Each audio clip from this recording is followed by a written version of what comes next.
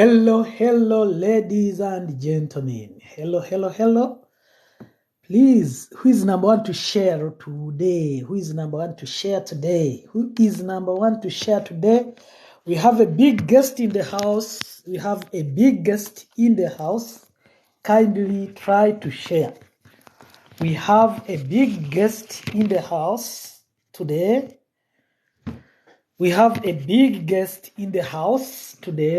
Please try to share. Miss M. Jos, how are you? Tapuli. Amakulu.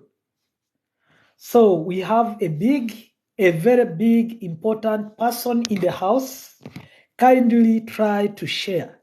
Junju tebandeke. Hey, oyaba muganda wangi. Ogambo otya. Guys, try to share. We have a very important person in the building. Kindly try to share to more than 10 people. Try to share to more than 10 people because we have a very big, important person. I know you have a lot of questions to ask. Now, this is high time. You share for everyone so they can come here and listen and you ask your questions. But still, I'll just request you, when you are asking these questions, try to remain humble. Try to ask with respect. Try to remain professional. Otherwise, next time he will not appear on our platform. So kindly try to share. Hi Alex, how are you? Try to share so everyone can come and listen. Everyone can come and learn. Everyone can come, and knowledge is important. I need you people. Hi, let be struck. Today we are going to use is going to come through the account of Let Be.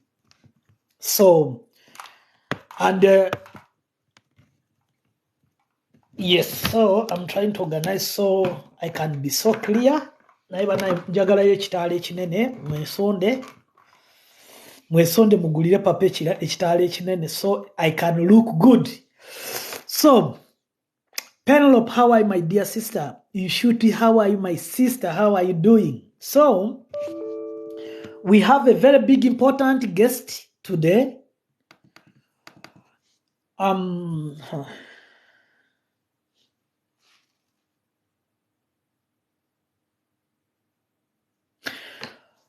Yes, we have a very big, important person in the building today. And I'm trying to switch on a computer. We are going to be live also on YouTube. Why? Because everyone wants to listen to this. Everyone, trust me. Everyone wants to get this information. Whether you are from Guru, whether you are from Kapchorwa, whether you are from... This is a person who is a chairman for the whole Uganda, not only for Buganda, not only for Ankole, not only for Acholi. Is a chairman for Uganda Association of External Recruitment Agents. I'm switching on my YouTube. Or our YouTube, so that also people on YouTube, because there are people who cannot get us on TikTok. Maybe also YouTube is cheaper in Uganda compared to TikTok. So you will allow me to switch on YouTube so that we can get every moment, every information. So kindly share, please share to everyone. Do the needful. He cannot start if we are just two. Already is listening, but we cannot invite him to talk when we are just 23 people. Guys, do the needful. Kindly, do the needful. Do the needful.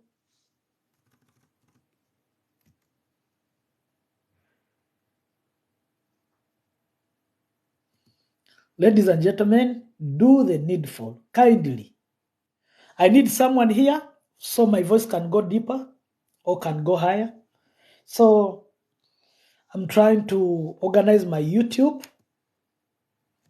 And this interview will be in English because we are helping everyone in Uganda.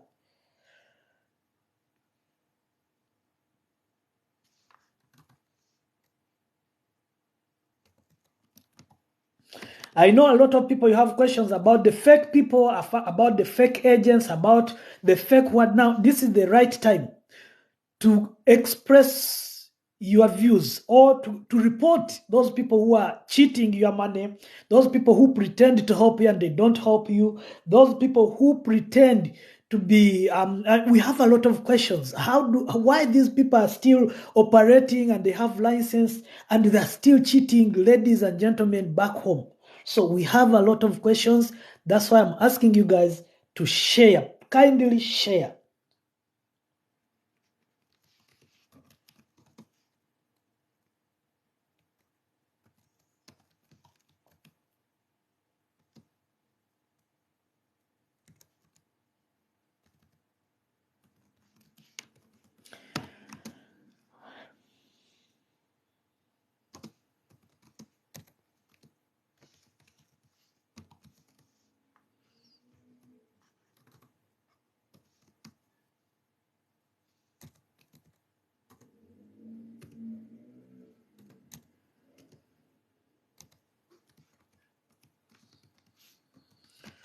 Ladies and gentlemen, kindly share. The views are not increasing. Our guests cannot just come when we have 34 people. No, or not. Then we shall abort it, and then we shall get him maybe again next time.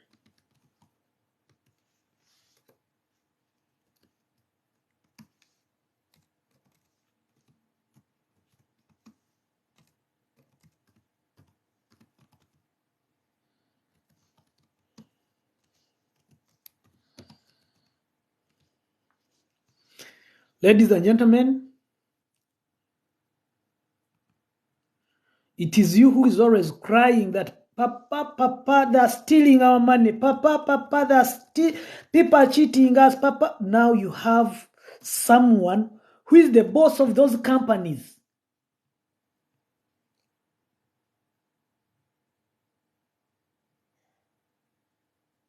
Okay, so I'm setting YouTube so we can be live on YouTube, because a lot of people cannot access us here.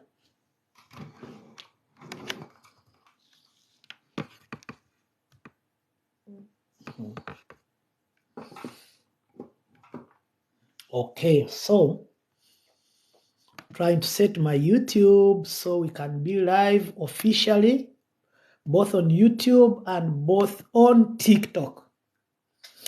Asime Ronald, how are you, my brother? So,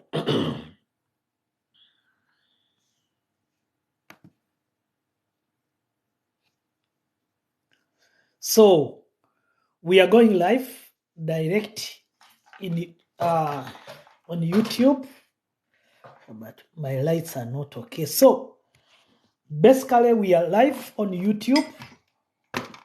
Okay, we are live on YouTube, and we have a big guest, though I'm not so clear. I don't know what to do. I don't know on YouTube.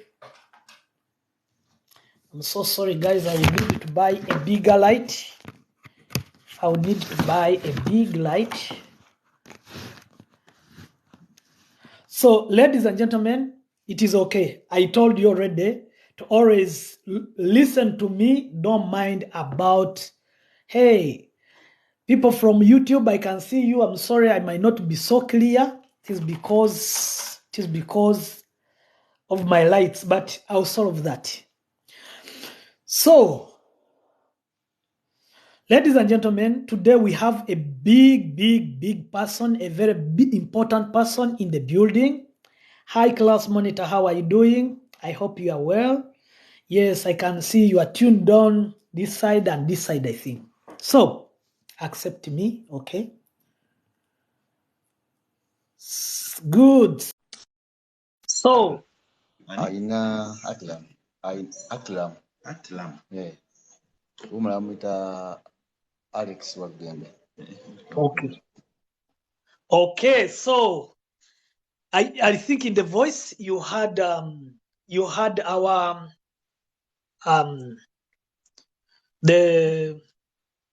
our own here, the journalist, and our own on this platform, Mr. Baliokwabwe, is with the chairman, Mr. Mukunde Ronald, the chairman of Uganda Association of External Recruitment Agents.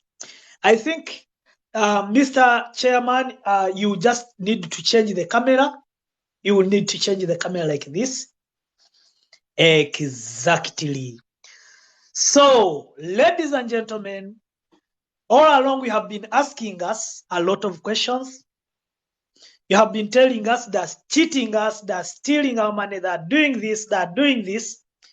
So, I thank God that today, with the help of our journalist, Mr.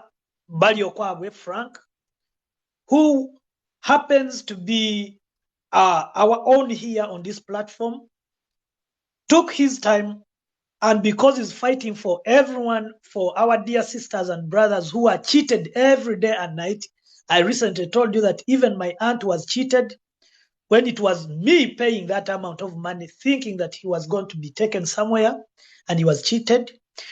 And my sister also. So, and these people, they have license. I understand they have companies. So, but today we have a chairman of Uganda Association of External Recruitments. What do I mean?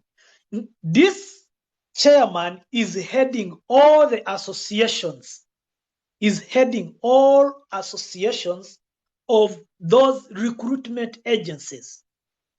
You are welcome, Mr. Mukundane Ronald, and I'm really honored to host you on my page here, Kwikiriza Family Unlimited. We are unlimited, and we think that everything can be solved when we go through the right channels. So, Mr. Mukundane, you are welcome.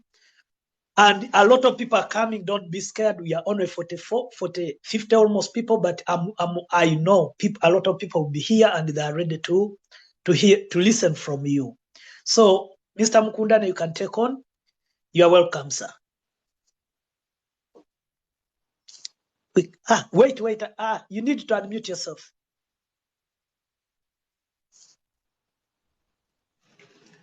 Thank you. I think now I can be heard. Yes. Okay. Thank you so much. I will greet you basing on the time here in Uganda. So allow me to say good morning to you and to all our viewers.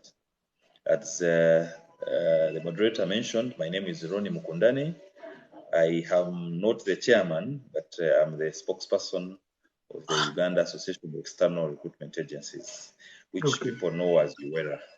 So UWERA, the role of who we are is it's an association or an organization that handles only licensed recruitment companies or those companies that have been licensed by the government of Uganda to source and place Ugandans abroad for employment. And for now, we're talking of about 326 companies that have been fully licensed by the government of Uganda. And basically, that's where we mandate, and that's who we are. Yes.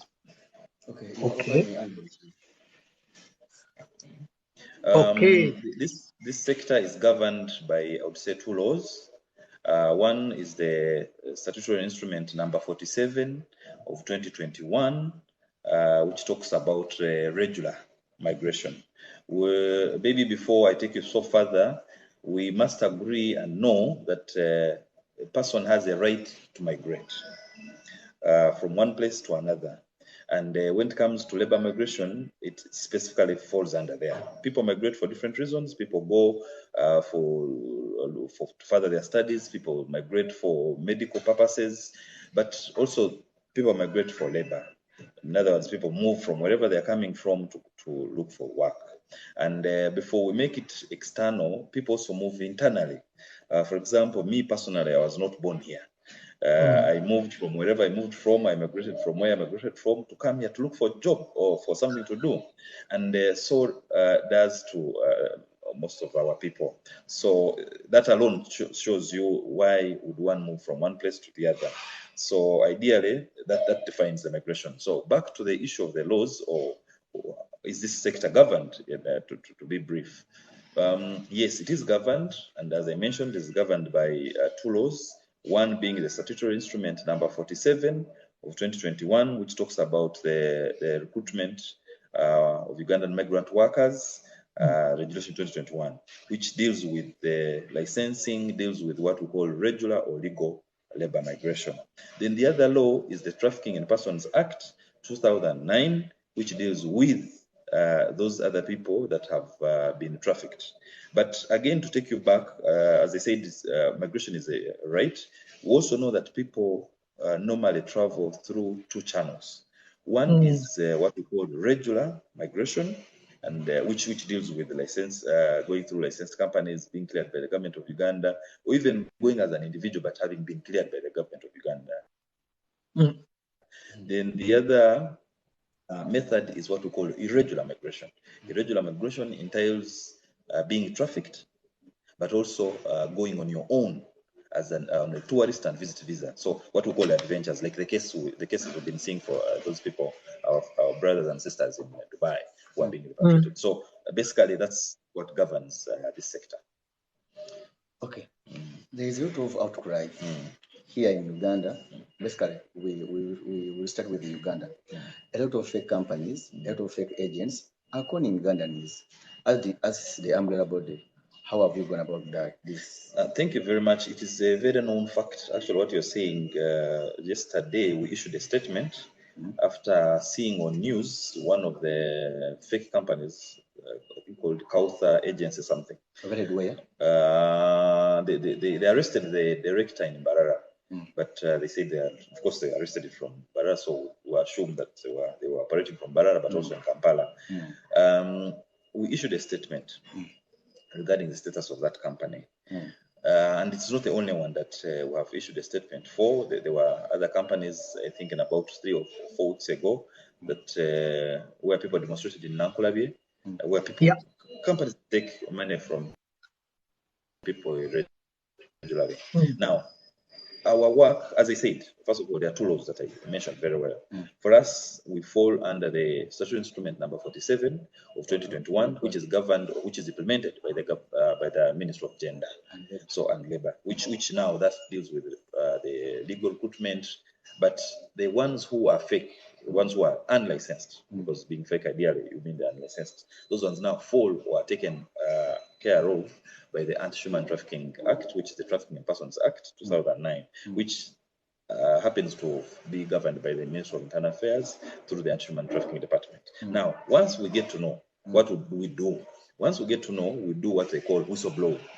We inform the relevant authorities, we inform our Ministry of Gender Labor, but also inform the stakeholders, because we know them, the Internal Affairs here, Trafficking in Persons Department, as well as CID Chibuli that is handling. So we inform them. That's what we can do. But otherwise, for us, our usual role is to ensure and to always advise people that always ensure that a company you're traveling or you intend to travel through is a licensed recruitment company. And as we discuss, we'll be able to share how one can tell that this is a licensed recruitment company, this is not a licensed recruitment company. So far, how many people have you saved?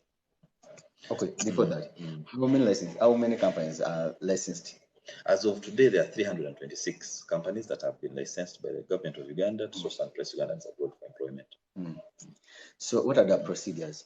The procedures are very simple. Two questions. It is a two-sided question. What are procedures to be licensed, and what are procedures those companies will go through to take people outside? There is a law which I mentioned, which is the regulation, which is statutory number 47 of 2021. Clearly states how one can get a license. It mentions, if I would allow me just mention a few things, that first of all, you must be Ugandan. The licenses are only issued to Ugandans. So you must be Ugandan and a Ugandan of good conduct. So in other words, they require you to present your certificate of good conduct from Interpol. But you must also be a Ugandan who pays tax. So in other words, you must have a tax certificate. Yeah, you must have a TIN, but also a tax certificate that you do not evade taxes. And also, you must have what we call a bank guarantee of 100 million. Okay. A bank guarantee of 100 million to be able, because that's the money that is given to the government of Uganda, just in case you fail to do what you're supposed to do for the people you have externalized. That's the money that is touched to be able to repatriate or to pay for the ones you have picked money from and those things. So there are so many other requirements, but also one important one, by the way, before I go far, you must not be a tour and travel agency. So tour and travel agents are not allowed. Are not allowed by law to have a license of labor recruitment. But I know some. They are illegal. It's because the law, you cannot bend the law. It's as simple as that. You must not be a tour and travel, but also you must not be a director in any tour and travel agency company. So if you are, and then you have a license or you're pushing for a license, then you are illegal. You are doing it illegally. Okay. Yes. So far, we've had a lot of Ugandans applying, both here and abroad.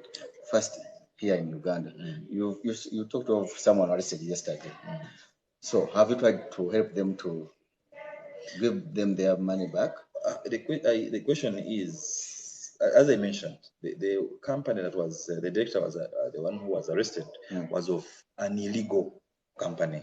UERA is an entity of legal companies. Thus, you must be able to differentiate. For us, we're all dealing with all those licenses. Exactly. So those now, if you're falling under the unlicensed, or you're dealing with someone who is not part of you. In Uganda, we call him Mufiri. Ideally, you cannot come to me to expect you to help you get your refund. I would instead send you to police to be able to arrest, like they arrested that gentleman yesterday, and we believe that police and the responsible authorities will be able to recover that money and people be able to get their money. But do you follow up? We follow up to that level, because otherwise, they are not known to us. That's why I said we followed up by issuing a statement to differentiate that this company, that Kautha company, is not a licensed company. So in other words, it is not known by UERA. It is also not known by the government of Uganda. So once it is not known from our side, then how do we now deal with them to recover the money? Okay. On the issue of licensed companies, some certain company at Lubaga next to church, Catholic Church, who took Madam somebody. No, since we are talking facts, I will request that you give me the name of the company, because it is our mandate to know. Okay. And yes, that company is in Lubaga.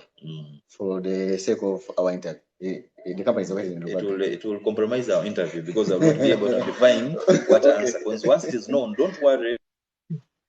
Because since Mario Kwabo, you have done an underground investigation, Mr. Mario Kwabo, it would be so nice, since we have the right people right now, it would be so nice we mention their names, because we no longer hide them. It is because of this platform probably that they have arrested those guys. So if you mention them, then they'll pay attention to those people, so we can reduce the buffet, as it is mentioned in Uganda. I think it's okay to mention. Okay. Let's have it in general. Certain companies, they are licensed, and they are taking our sisters and girls and our mothers, our brothers, especially in Gulf countries. But certain companies, they tend to neglect their responsibilities to take care or to repatriate those who are in need of repatriation. How far have you got to? Maybe what I would say is that, and I'll be very specific, and I'll give examples. I will give you examples. There are different categories of people our companies externalize. And as I said, they are licensed to source and place Ugandans abroad. In other words, in any country, as long as there's employment. But for the category of domestic workers, or our sisters or our mothers, as you literally put it, those what we call ladies who work in homes as maids or as domestic workers, those the government only allows our companies to take that category of people to Saudi Arabia. you will agree with me there are so many Ugandans doing domestic work in so many countries. And why do our companies only take to Saudi Arabia? It is because the government of Uganda signed a bilateral labor agreement with the Kingdom of Saudi Arabia. We have the government of Uganda had also signed with the Aspect Kingdom of Jordan, but that contract was kind of stopped pending review and all those things. Then we also signed an MOU with the United Arab Emirates, but that has never been operationalized. So in other words, no one has ever traveled on that arrangement In UAE. in a UAE. Really? But yes, but for Saudi Arabia, the bilateral is present, and it's the only bilateral that the government of Uganda has, which specifically says that the domestic workers or the females or the ladies in this case can only be externalized to go and do domestic work in Saudi Arabia. Now, what relating it to your question of what companies neglect, this, remember, for them to externalize, they must be cleared. The job, first of all, has to be cleared, approved by the government of Uganda, and the basis or how they have a relationship with the companies in Saudi Arabia is because of this bilateral labor agreement that the government of Uganda signed. So to literally put it, the government of Uganda and that of Saudi Arabia agreed that they would be sending in Ugandans, and the government of Saudi Arabia should take care, because there are different obligations that each party is supposed to play. Now, terms and conditions. Yes. So now the Ugandan government here licenses companies and says, Bruce and company take people to Saudi Arabia, those who are going to do domestic work. Even you will deal with the company B, which is a foreign company in Saudi Arabia, which I have accredited through the embassy, because the embassy of Uganda accredits, visits these companies, the foreign companies of Saudi Arabia, ensures that they are licensed in Saudi Arabia to recruit Ugandans, but also accredits them and on the basis that they have what is required in terms of accommodation and all those things and the jobs. So the Ugandan company deals with the other one on what we call powers of attorney, or the basis that the government of Uganda agreed. So you are the one who has sent me to go to BMK House and see so and so, because you deal with this person. You understand it? Excuse me. So what does that mean? That when they were agreeing as governments, there were obligations that were given to each government. The Ugandan government took the obligation of sourcing and making sure that they send fit people who are medically fit to be able to go and work, people who are of right mind, people who are of good security conduct to be able to go and do the particular jobs. The government of Saudi Arabia also took the obligation of ensuring that these people will be taken care of within their jurisdiction of Saudi Arabia. So what I'm trying to bring out is for you to understand the position of the Ugandan company. The Ugandan company is here operating on powers of attorney under the agreement of two different countries. Yes. So what does that mean? Do you find it practical, or do you find it easy for a company that is based here in Kampala, for a problem that has happened in Riyadh, for example, for the Ugandan company to be present in Riyadh? Is it possible? Ideally, it is not. Because yes, because it's not possible, because they are operating on those grounds that Bruce will be here present to handle ABCD. But that alone, that's being said, the Ugandan companies have also gone further to put some mechanisms. They have sent what we call supervisors. I believe you have heard them. There are supervisors who are sent every 100 people that are externalized. They send supervisors whose specific role is to take care, to keep in touch with these people. But also must agree that the type or the kind of job our sisters do, the office is a home. And it is not something that you can easily access, or anyone can easily access, just like it is here in Uganda. If you had a maid in your home or your brother, I cannot come as an official from the Ministry of Labor and say, now me, I'm personally have come to check on this person. You may not just open for me the gate. So that is the nature. Unless there's a distress call that has come, then I can now come in that way. And the same way here, once these people raise any distress, the supervisors inform, because they need diplomatic cover for you to remember you're in a foreign country. They inform the embassy, which the embassy has a team, which includes the Uganda team at the embassy to help in terms of monitoring. But of course, the government is supposed to do it further, which they are trying to do, to be able to monitor the people further. You mentioned that it is only Saudi Arabia where you have bilateral agreement Yes. to export our girls and sisters. But there are certain ladies and girls who are in Jordan, Kuwait, UAE, Qatar, Oman, Bahrain. Very true. There are Ugandans actually not only in those countries. No, there in are Gulf Ugandans. countries. There are Ugandans everywhere. Yeah, but in Gulf countries. I want to. I'm even here in Belgium. I'm even here in Belgium. We are Yes, everywhere. but to be specific, like girls, there are Ugandans in China, for example. There are Ugandans, or even females to be specific, in Kenya here. The other time we were doing country sensitization, there are so many young girls, by the way, traveling to Kenya to work as domestic workers. But to agree with me, none has been cleared by the government of Uganda. So me, I'm talking about those who have traveled regularly. There is porous border. Those who have, yes, you can use the porous border. Even the airport can be a porous border, depending on how you use it. You know, it depends on how you use it anyway. But what I'm trying to say is that the government of Uganda sends. Yes, the Ugandans are everywhere. But what I'm trying to explain is that Ugandan female workers, those externalized officially to work as domestic workers, are only allowed in Saudi Arabia, sent to Saudi Arabia. But that does not mean that Ugandans don't go everywhere. For example, the UAE, these people who are being repatriated. The statistics we have is that we have over 100,000 Ugandans in UAE. Of those, 25,000 are the only ones that went through companies. So it gives you a bigger number of 75,000 of Ugandans being there irregularly. I will not say illegally, but they traveled irregularly. So, and from the repatriations, we saw the biggest percentage being the females. So that tells you really. But to just back to the point, it is true. We only send to Saudi Arabia females or girls, in this case, to do domestic work. Okay, a certain comment here. Now, all our sisters and brothers who are there, in Bahrain, Kuwait, Dubai, Qatar, Oman, you were there at your own. You are not known by government that because you don't have a bilateral agreement between Uganda and those countries that you are supposed to work from there. But anyway, but we are looking for money. Maybe to just clarify on that. A Ugandan, whoever he or she is, has a right to what we call consular services.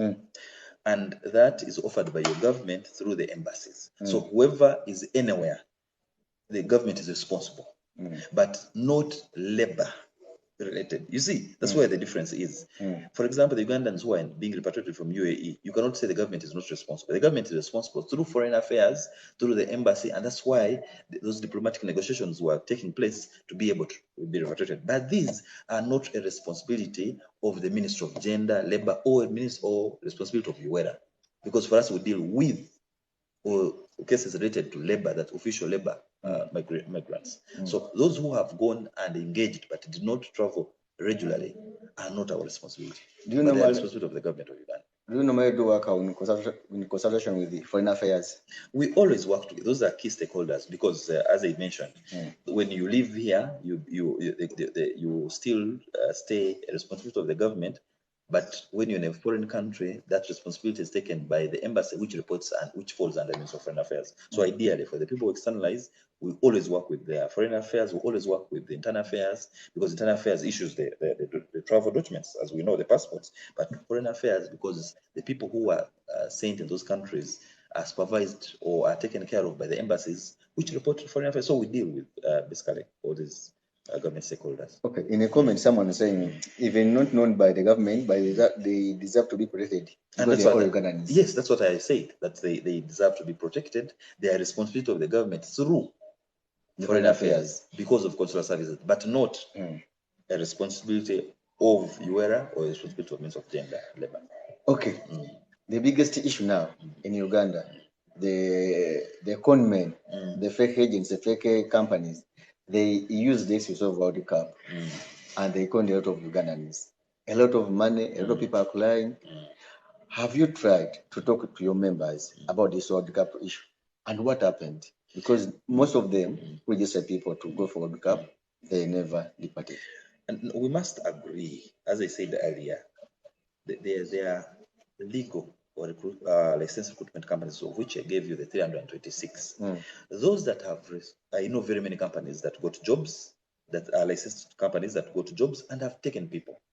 I may not be of liberty to say them, because then I will be advertising them, which I don't think it would be the purpose of our conversation. But when a person goes to an illegal company, just like I gave you an example of that company, which they arrested a director yesterday, and also these other ones in Nankulabi that people are demonstrating. When you pay money there, even if they have told you they're taking you to Qatar, they will not take you because they are not a legal company. But if you go to a legal company, you'll be able to go. And that's why I ask the public to be able to differentiate.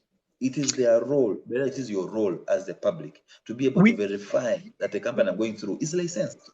I'll inform you where to go. But it's your duty, Chairman, before you pay money, make sure you ask for a receipt. Yes, please.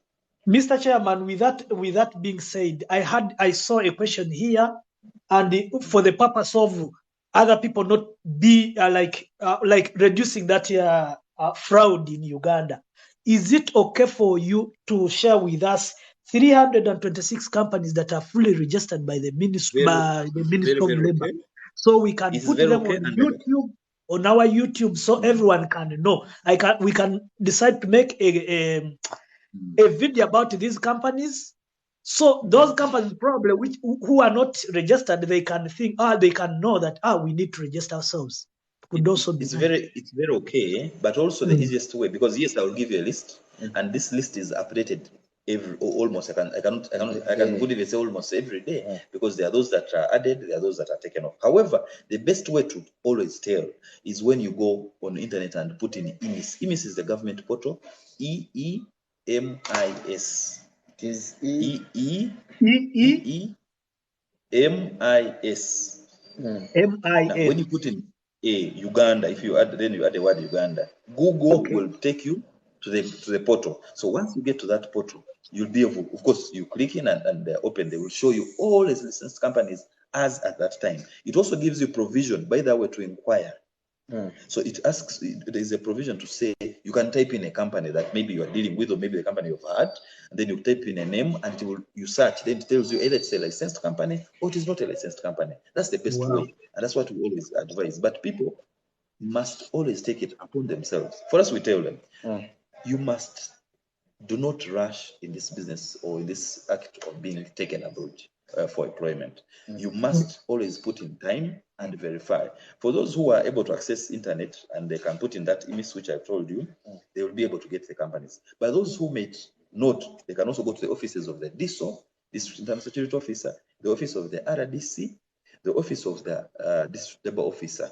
They'll be able to get all these lists of updated companies and consult and make sure that they go through a licensed company. But that also, once you, because any company can lie, maybe you picked it on IMIS and they tell you maybe they have duplicated the name of a licensed company. Really? So yes, it's possible. Someone can duplicate. Haven't you seen people making themselves as if they are officials of State House and what?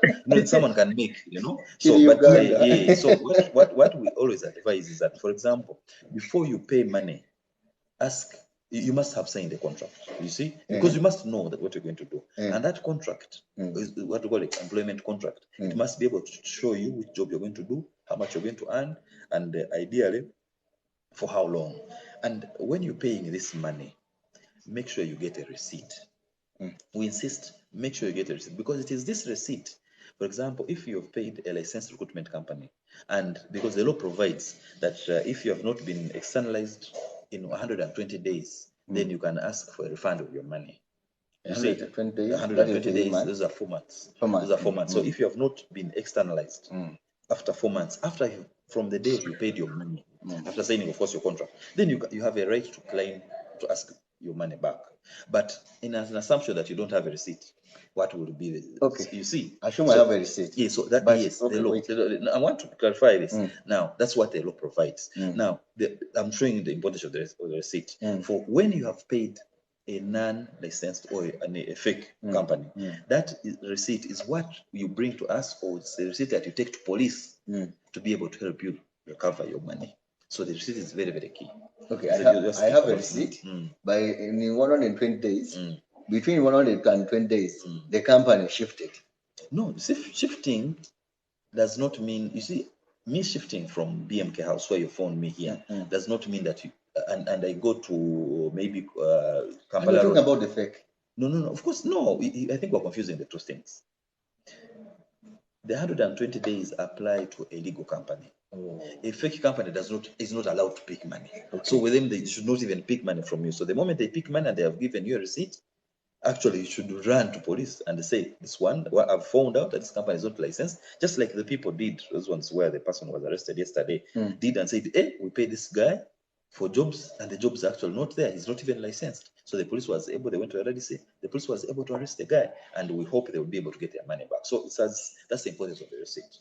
A certain fake agent, together with their data, Provio, Uganda, and Mutundwe, it is not registered, or it is fake, but using the legal companies that are licensed. How? Someone receives money, and then for him, he does everything, like the first groundwork. And then at the end of the day, he takes to Nigeria, where there is a certain company which is on the list, and then they continue from there. Okay, I understand. What you're trying to say is the agents who pick money. The law or the regulation allows the presence of agents because they know the architects of the law or the regulation understood that the company may not be available in every place of the country. However, the agent must be identifiable, must have clear identification that they work with company A, and that agent is not supposed to collect money. That's number one. They are not supposed to collect money. And when you refer to what I just shared with you, that wherever you pay money, ask for a receipt. So ideally, if an agent is asking you for money, even if you didn't know they're not supposed to take money, they should be able to give you a receipt. Now, if they do not give you a receipt, then it changes the discussion to trafficking. Now, if they give you a receipt, which receipt have they given you? Is it for that company they are working for?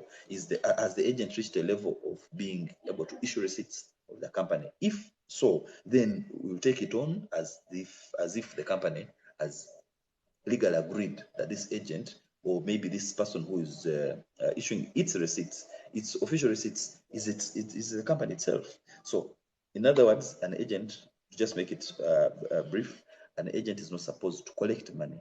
So I will tell the public, do not pay an agent any money. The money should be paid, that is required, should be paid to the company premises and the receipt issued. The second question here, do you help those who are denied to come back to Uganda after their contract? Ideally, for those who have been externalized officially, normally the contracts are 2 years, and it's very clear. The contract states that once the contract has expired, the employer is supposed to issue you a return ticket. Now, because remember your travel was facilitated by the licensed company and you are cleared by the government of Uganda, your tenure in that country is known. So after 2 years, you're expected to come back. You have had cases of where people stay and opt to renew, which is wrong, which is illegal. But in an event that the employer insists that you stay, of course, once you inform us or once you inform our members, and you of course went through legal means, the government takes it upon itself through the embassy to ensure that you are repatriated and come back to your country. Why are those people at the airport so rude? Do you have your member? Airport, Entebbe airport? No, the Ministry of Gender in our desk. So someone was why are people at the airport so rude? No, of course, they are. Of course, we don't allow someone to be rude. It's not right for someone to be rude, but sometimes could be how you are traveling. You see, their role there is to first of all profile any Ugandan traveling, because the desk is supposed to also help fight human trafficking. Okay? And as I said, people can, however much you have a right to travel, but people are also deceived that way. That because you exercising your right to travel, you are given a visit or tourist visa, but anticipating that when you reach, for example, Dubai, you're going to be given a job, which sometimes is not there. Like we've seen cases of people being repatriated. So to avoid and reduce such cases, that desk is supposed to profile you and actually see that, are you really a tourist? Are you going to Dubai to tour? Are you going to visit? Do you have a family there? Or you're just going there to look for a job? So maybe they could be hard. I don't want to say rude. They could be hard to people of such a nature when they're asking them to produce evidence that indeed they qualify to travel, but ideally they're not supposed to be rude.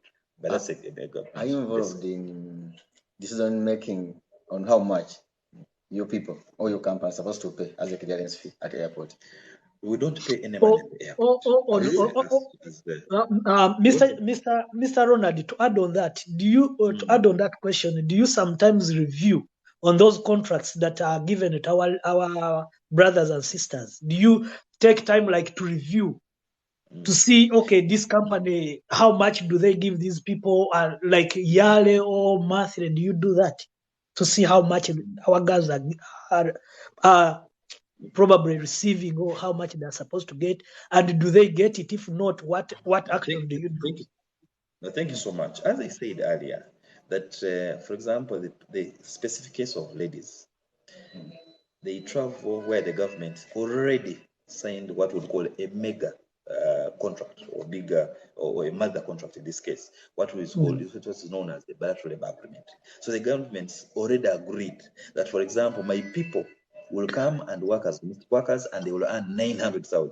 You see, the Ugandan government and Saudi agreed that when I send you my person who is 21 years and above, will come into work as a domestic worker, will earn 900,000 and will undergo ABCD.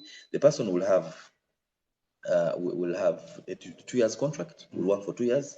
Once the person has finished the contract, you'll pay the ticket to come back. But while the person is working for you, you'll provide accommodation, you'll provide meals, but also to move from here, you'll provide the money to pay for the ticket and the entire process. Now, that way, the contract is also derived from the bilateral labor agreement. And the government of Uganda has the best lawyers, has the biggest lawyers as far as Ugandan government, as far as being in Uganda is concerned, because they have an office that is known as the Attorney General, who is the government lawyer. Now, for any document or any agreement that is signed for Uganda or by Uganda with any other country, the office of the Attorney General and the Solicitor General goes through this. Do they meet the Ugandan standards? Do they meet what is required? They don't sign out of hurry. They go through. So once they have agreed, then they sign. Now, having told you that the contracts come from the bilateral, which was approved, and the same way the contracts were approved, there's no need for continuous review by us. However, for anyone who is going, the ministry requires to have seen that you have signed. You see, even when they know it, that this is the usual contract, this is the contract, section A says this, section B says this, but they also make sure they go through for everyone who is being externalized to ensure that you have actually signed yourself. Someone here is saying that they sign different money, they receive different money. Yeah, those are the ones who are traveling irregularly. They are saying those are taken by... No, I've not seen it. Because, you see, this is what happens. When you sign this contract, we normally call it a four-party contract. It has you, the employee, because you sign. It has the employer, it has the Ugandan company. It also has the foreign company. But it does not stop there. It also has what we call next of kin. Your next of kin, the Ugowesiga, it also comes and signs for you.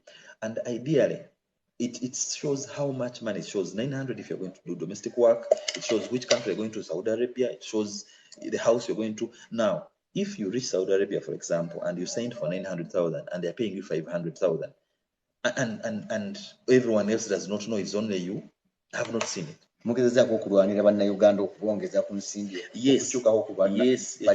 Yes, kati njaga kutegeeza nti contract bilateral labor agreement nje badde njogerako bagisayininga mu mwaka gwa 2017 naye kati kutuuka ekiseera olaba kati tuli 2022 gamba obaddewo bintu bingi bikyuseemu. A lot of changes have come in terms of finances and all that. Naye kati ate ekirungi ekiriwo nti bilateral eri due for review.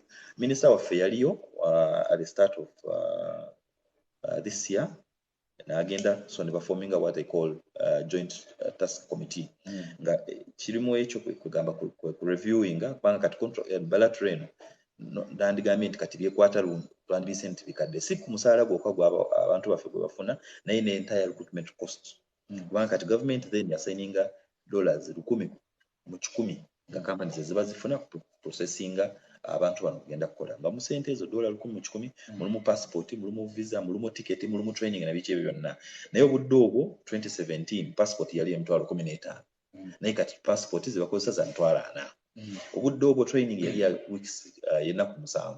nga dollars 5 naye kati etteeka epya lyakyusa training ya ennaku 14 so kyegeza sente zeyongeramu obudde obwo GCC yali wansi dollars nga 2 naye kati dollars 10 so gamba bintu bingi bizze nga bibeeramu mbegakaawo obaddewo sente zigenda mu covid test and all that so kati kwegamba nti ne 10,000 tugamba nti terukyamala so ebyo bareviewinga si kyekyo kyokka n'omusaala gw'abantu kati 9,000 then zaali nyingi naye kati kukyukakyuka y'embeera ne economy nebiki tezikyamala so kati part of what they are doing in review includes that, but also other things to do with the human rights and all those things, the safety of the Ugandans, all those things. So it's under review. We believe that once that is done, the next few days we'll be able to, or next few months we'll be able to have something that's better. In my groundwork, as I told you, Kayanja Provio guy.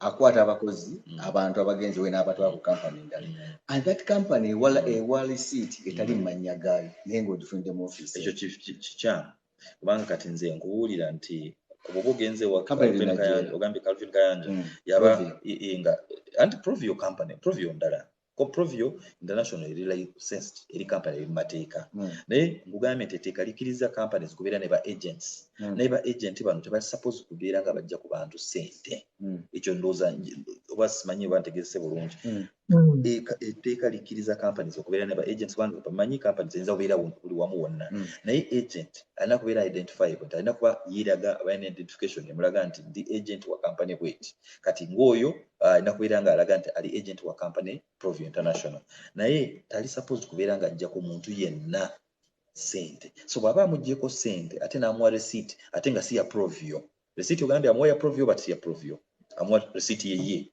okay bw'amugya ku Provio namuwa ku staffing Nigeria kati abeera nga amutambuza bw'ati kati ku staffing Nigeria tebakuwa receipt ya staffing Nigeria bakuwa ya kintu kirala n'olwokuba ogifunidde mu office yawo naye kati ekyo of course naawe oba okirabira ddala nti tekiri mu mateeka ndowooza okiraba nti kibakola si kyekyo suppose kubeera nga kikolebwa kubanga olina kubeera mu company bw'oyingira company oyingidde wano Uwera bwe mba nkuwa receipt nakuwa receipt ya Uwera ate lwaki mba nkuwa receipt ya Muyenga oba biki oba mba nfuse kati mba kyembukola ndowooza tekikirizibwa so kwegamba yes agent anabeerawo naye agent alina kuggyako omuntu sente bw'oba osasula sente bakugambye company egenda kutwala company ogicekinze eri mu mateeka ogiverifyinze balina kuwa receipt nga ya company eyo.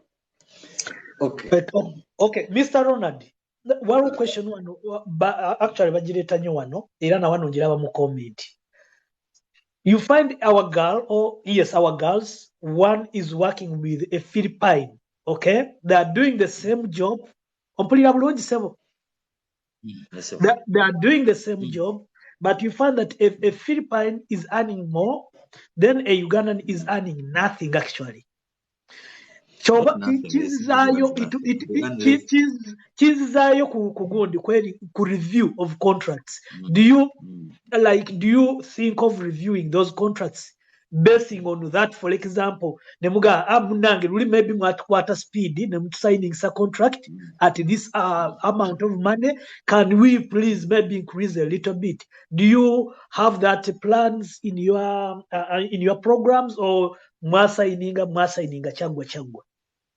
Webale nnyo ssebo just I think before this question but njogedeko nti contracts bilaterally under review nenjogerako nti twagize contract bilateral no government yagisaininga in 2017 nenjogerako nti mu byebimu ebyo bali mu reviewinga gwe musaala recruitment cost n'ebirala ebyo so Philippines Abafilipino bo bayinza kuba kati kituufu bafuna sente singako ezaffe Abannayuganda. Enjawulo eriwo nti first of all bo bagenda nga bali skilled. Olina kukikkiriza ekyo nti abantu baabwe bagenda bali skilled. Nti bagenda balina certificates nti ye baamu training as a nanny for example. Abantu baffe bagenda ali jebe. So byebimu ebyo enjawulo eriwo. Nti ekyokubiri bo bilateral yaabwe bagireviewinga juice eri updated katugambe nti naye yaffe suubira nti wena omwaka nga gujja 2023 wena atandikira wakati awo kutambula bakujja kuba naffe bagireviewinze nga bino byonna babicapturinze nti tujja kuba abantu baffe nabo bavudde ku 9,000 nabo bayingidde akakadde plus so that's ideally the situation so we cannot sit and just fold hands something is being done, and we must agree that, for example, involving a country to country, you cannot just say this should be done today. Diplomacies or enough following steps, but also to involve other stakeholders.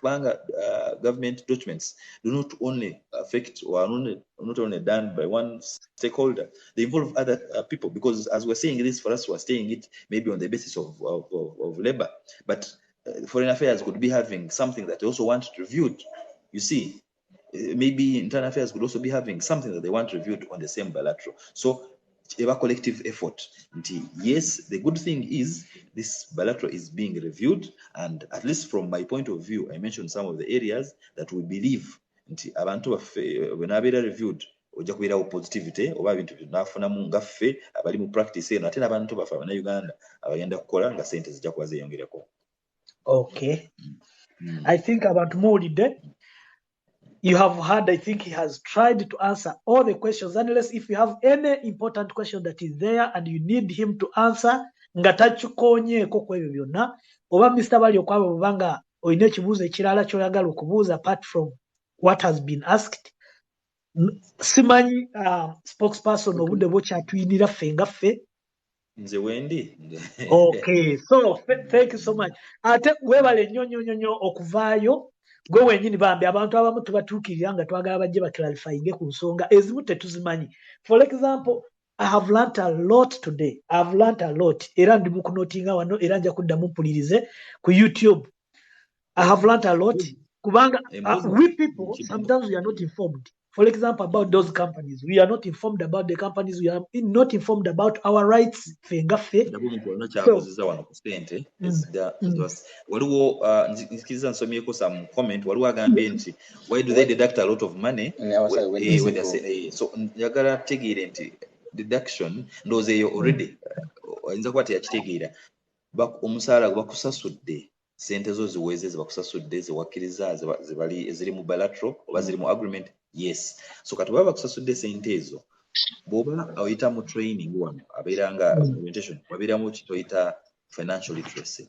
Baba training and bakugiriza engeri gy'okozesa sente zo, engeri gy'ozibikamu and all that money management system. Mu ekyo baba introducinga ku banking system. Naye tikya force tebakuforcinga nti olina kuopeninga bank account naye bakubuulira nti why sente zino wandikoze bwoti, naye wabeerawo nti oli asalawo nti nze njagala sindikira bwebanga ntuuse eri nansindikira anti nsindikire ono nsindikire biki gwe asalawo. So kati bwoba osindika nga toyise mu banki nze ng'osazeewo nti sente nze sigenda bank account yange naye ngenda zisindika gakozesa kituyita money transfer. Nja kuba very simple rating example. Buli muntu yenna wano abeera alina account oba akozesaako kituyita ATM machine akimanyi nti ojja genda ku ATM tebajja kujjako sente, naye bw'osalako nti sente nze ejja kuzisa ku mobile money bajja kujjako sente. So very as simple as that. So kati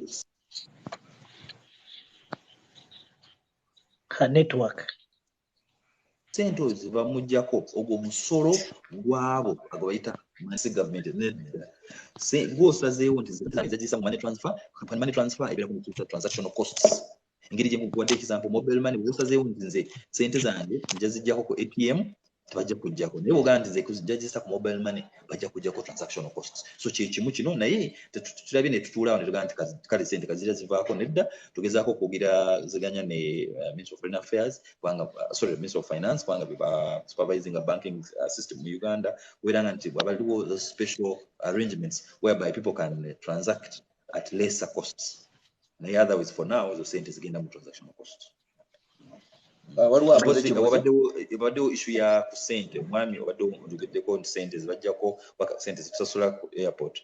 Sente zetusasula ziri bwe ziti nti buli mulimu gwe tufunira mu Uganda nga tebanagwa approving ku embassy tusasula $3 buli muntu. Zijja mu government nga zijja directly mu government ezo nga omulimu tebanagwa approving. So bwegamba nti baba beetaaga katugezeeko nti ba housemaids 100 kiba kitegeeza $3 multipliingamu emirundi 10 ziba zikuwa 30,000. ezo sente zigenda mu government coffers direct non-tax revenue ziyingira mu government. So ne sente endala zitusasula of course processing passport no zituita foreign earning baga sente zino ngeri gye government company wewe ekutwala kati ngeri gy'owulira abawala bakola mu domestic work bakola mu nyumba babasasulira buli kimu. So ate neyogedde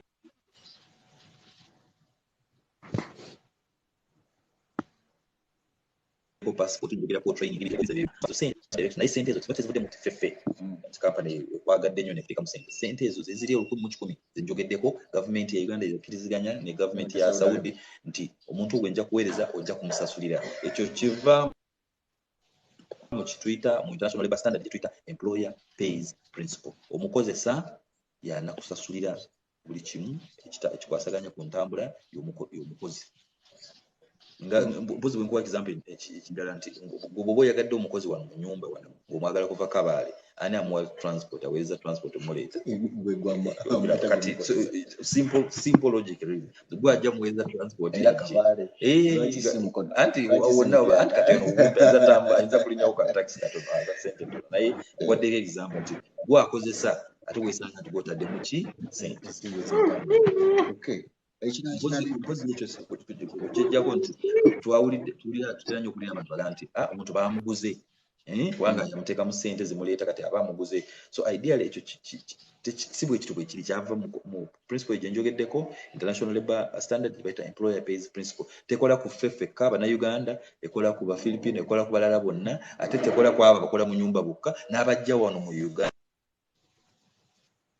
abajja kukola mu bitongole bya UN ba USAID bino bana abazungu batulaba no mu MTN mu muki abajja wano babasasulira entambula yaabwe kujja tiketi ate babangisa ne apartments wano. So kiri international kugamba international standard gwe kitego kitabuzikira kiki kyagana ku World Cup emirimu tegana ngakonze kugambye abayita mu companies babatwala companies nyingi zemanyi zatwala abantu kukola companies ziri mu mateeka naye oba bakulimbalimba n'ogenda mu company etali mu mateeka ng'ayogedde omulimu gwa World Cup talina wakutwala kubanga takkirizibwa.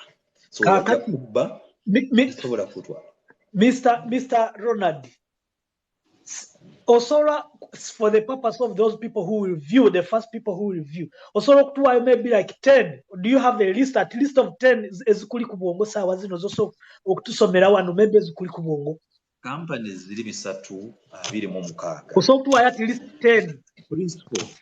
Principle ya equality tenzikiriza kusomako babiri, tenzikiriza kusomako bataano, enzikiriza kusoma bonna bisatu abiri mu mukaaga. So mukama wange nsabo nzikirize bwe oyagala jemanyi obudde tebujja kutukkiriza nandisomye bonna naye engeri gye nkugambye nti kiyinza kutasoboka kati nenkuwa nti omuntu agende ku EMIS gye njogeddeko ko EEMIS mu Google ateekengemu EEMIS Uganda space ateekeko space Uganda ejja kuleeta eyo poto okirikingako ojja kufuna zonna ezo zetwogeddeko agenze ku office ya diso ajja mu list yonna. So mukama wange nzabo nsikirize sijja somako babiri naye nja kusoma bonna bisatu oba bonna nja kuwulira we bali awo wasanga Okay. abantu batya balina obutiiti kibabisa. Okay.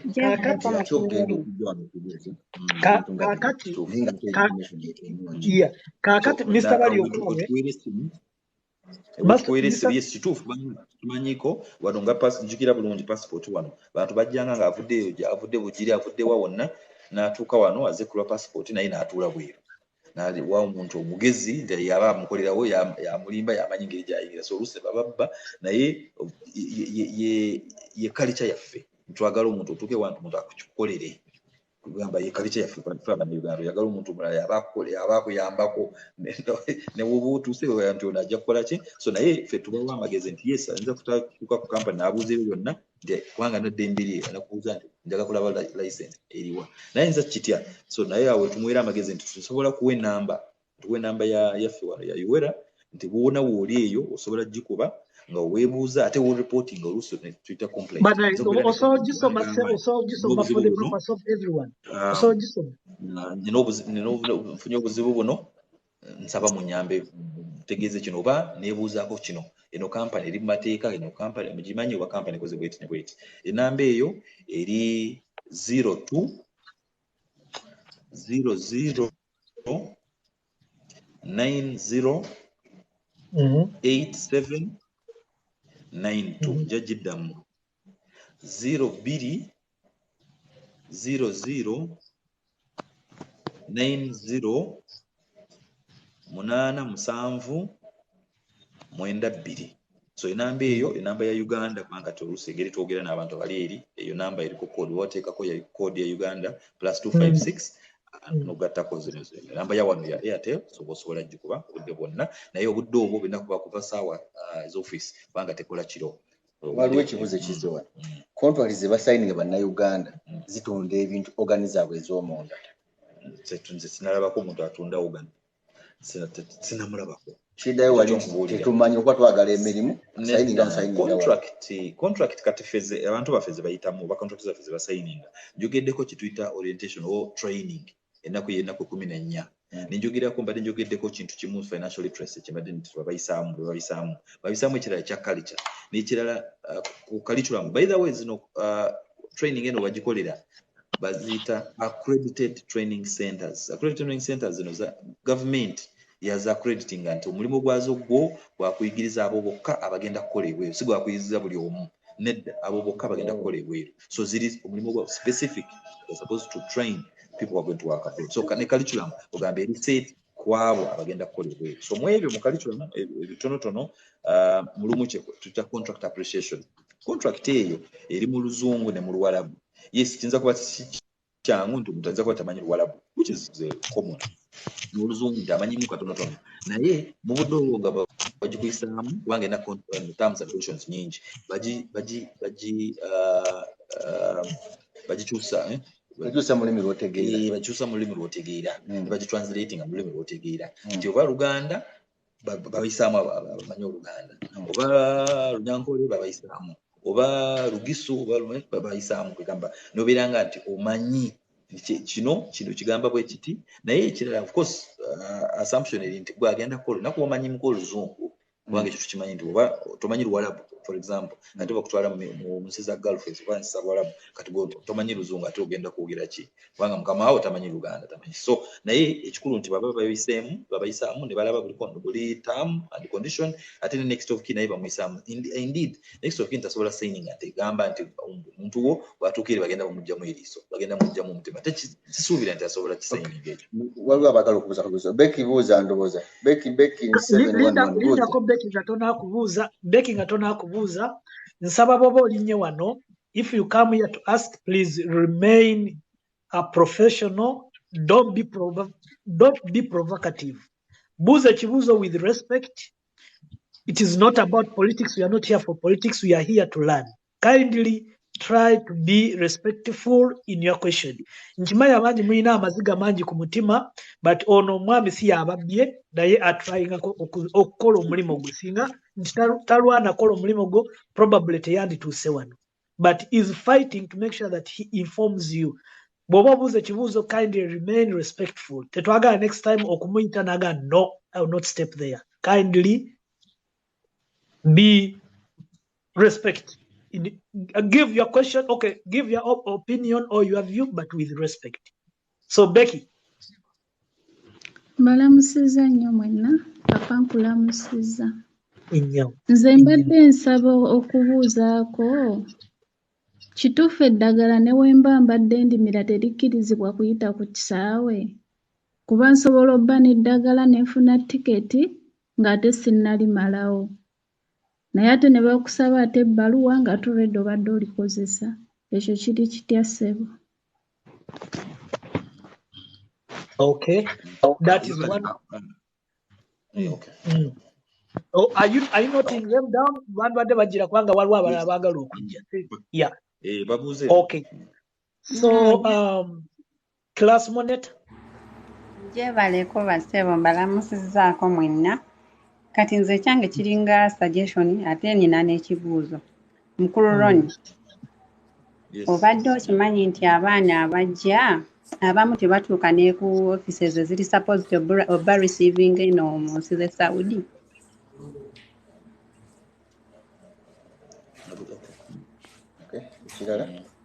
kuba abaana abamu batuuka olwedde ku kisaawe nga waliwo ababalinze ne babakima ng'abaana n'agenda tamanyi na office weri nti oba erimu eno area tatuuseewo. Kato yaba atambudde yekka. Okay, anyway ajja kukiddamu.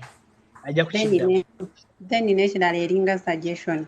Nze ndaba singa baleetawo eno system ne bagira ng'omwana ajja ku office. Then kati nga nze bwe mbikola ng'omwana ajja ku office. Then kati bano abeeno be tukolera ng'ajja n'agula omwana oba akuguze nga myezi 3 n'ogenda n'okola. Kati bw'omalako bw'akusiima n'oddamu n'ogula. Kuba kati abaana bwe baleeta direct oli abanga agamba nti akuguze obulamu bwo bwonna nti alina right okukolako ekyo ky'ayagala.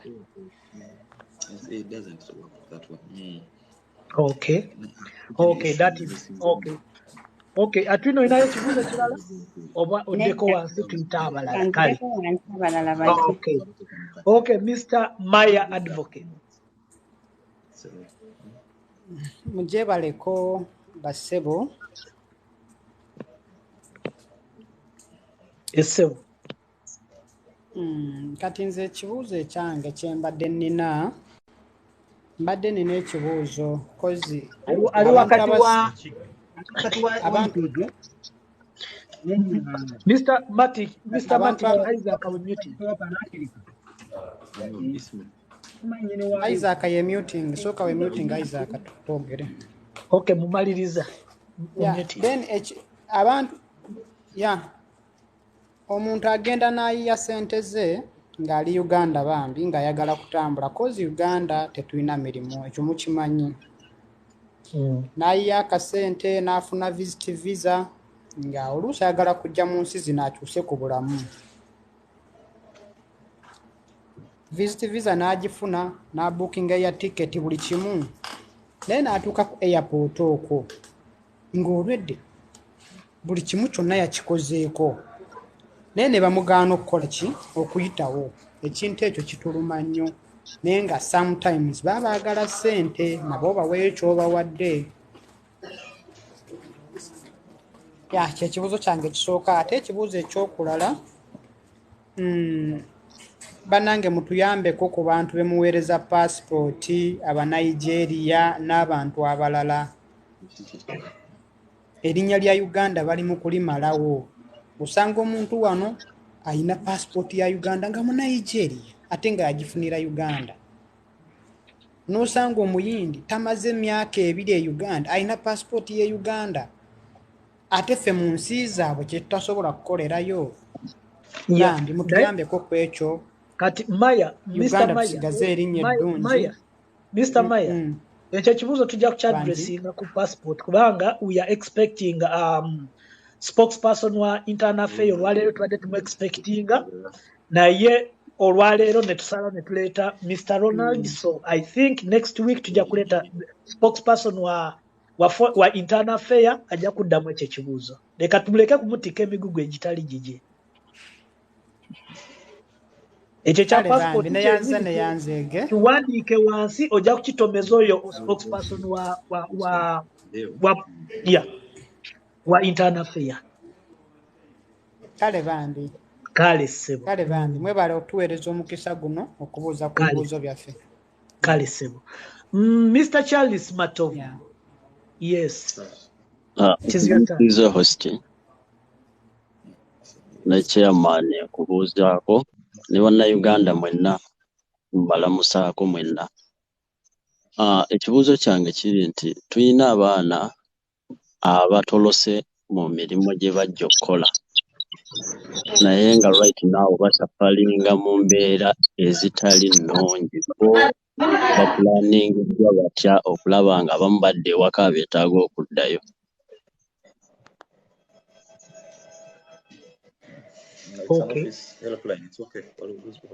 Okay. Ekyo kiwadde kyekyo ky'olina ssebo? Kyekyo sijja kubuuza kingi kubanga kyenadde ngenda okubuuza omukulu ono akibuuzizza ekya passport.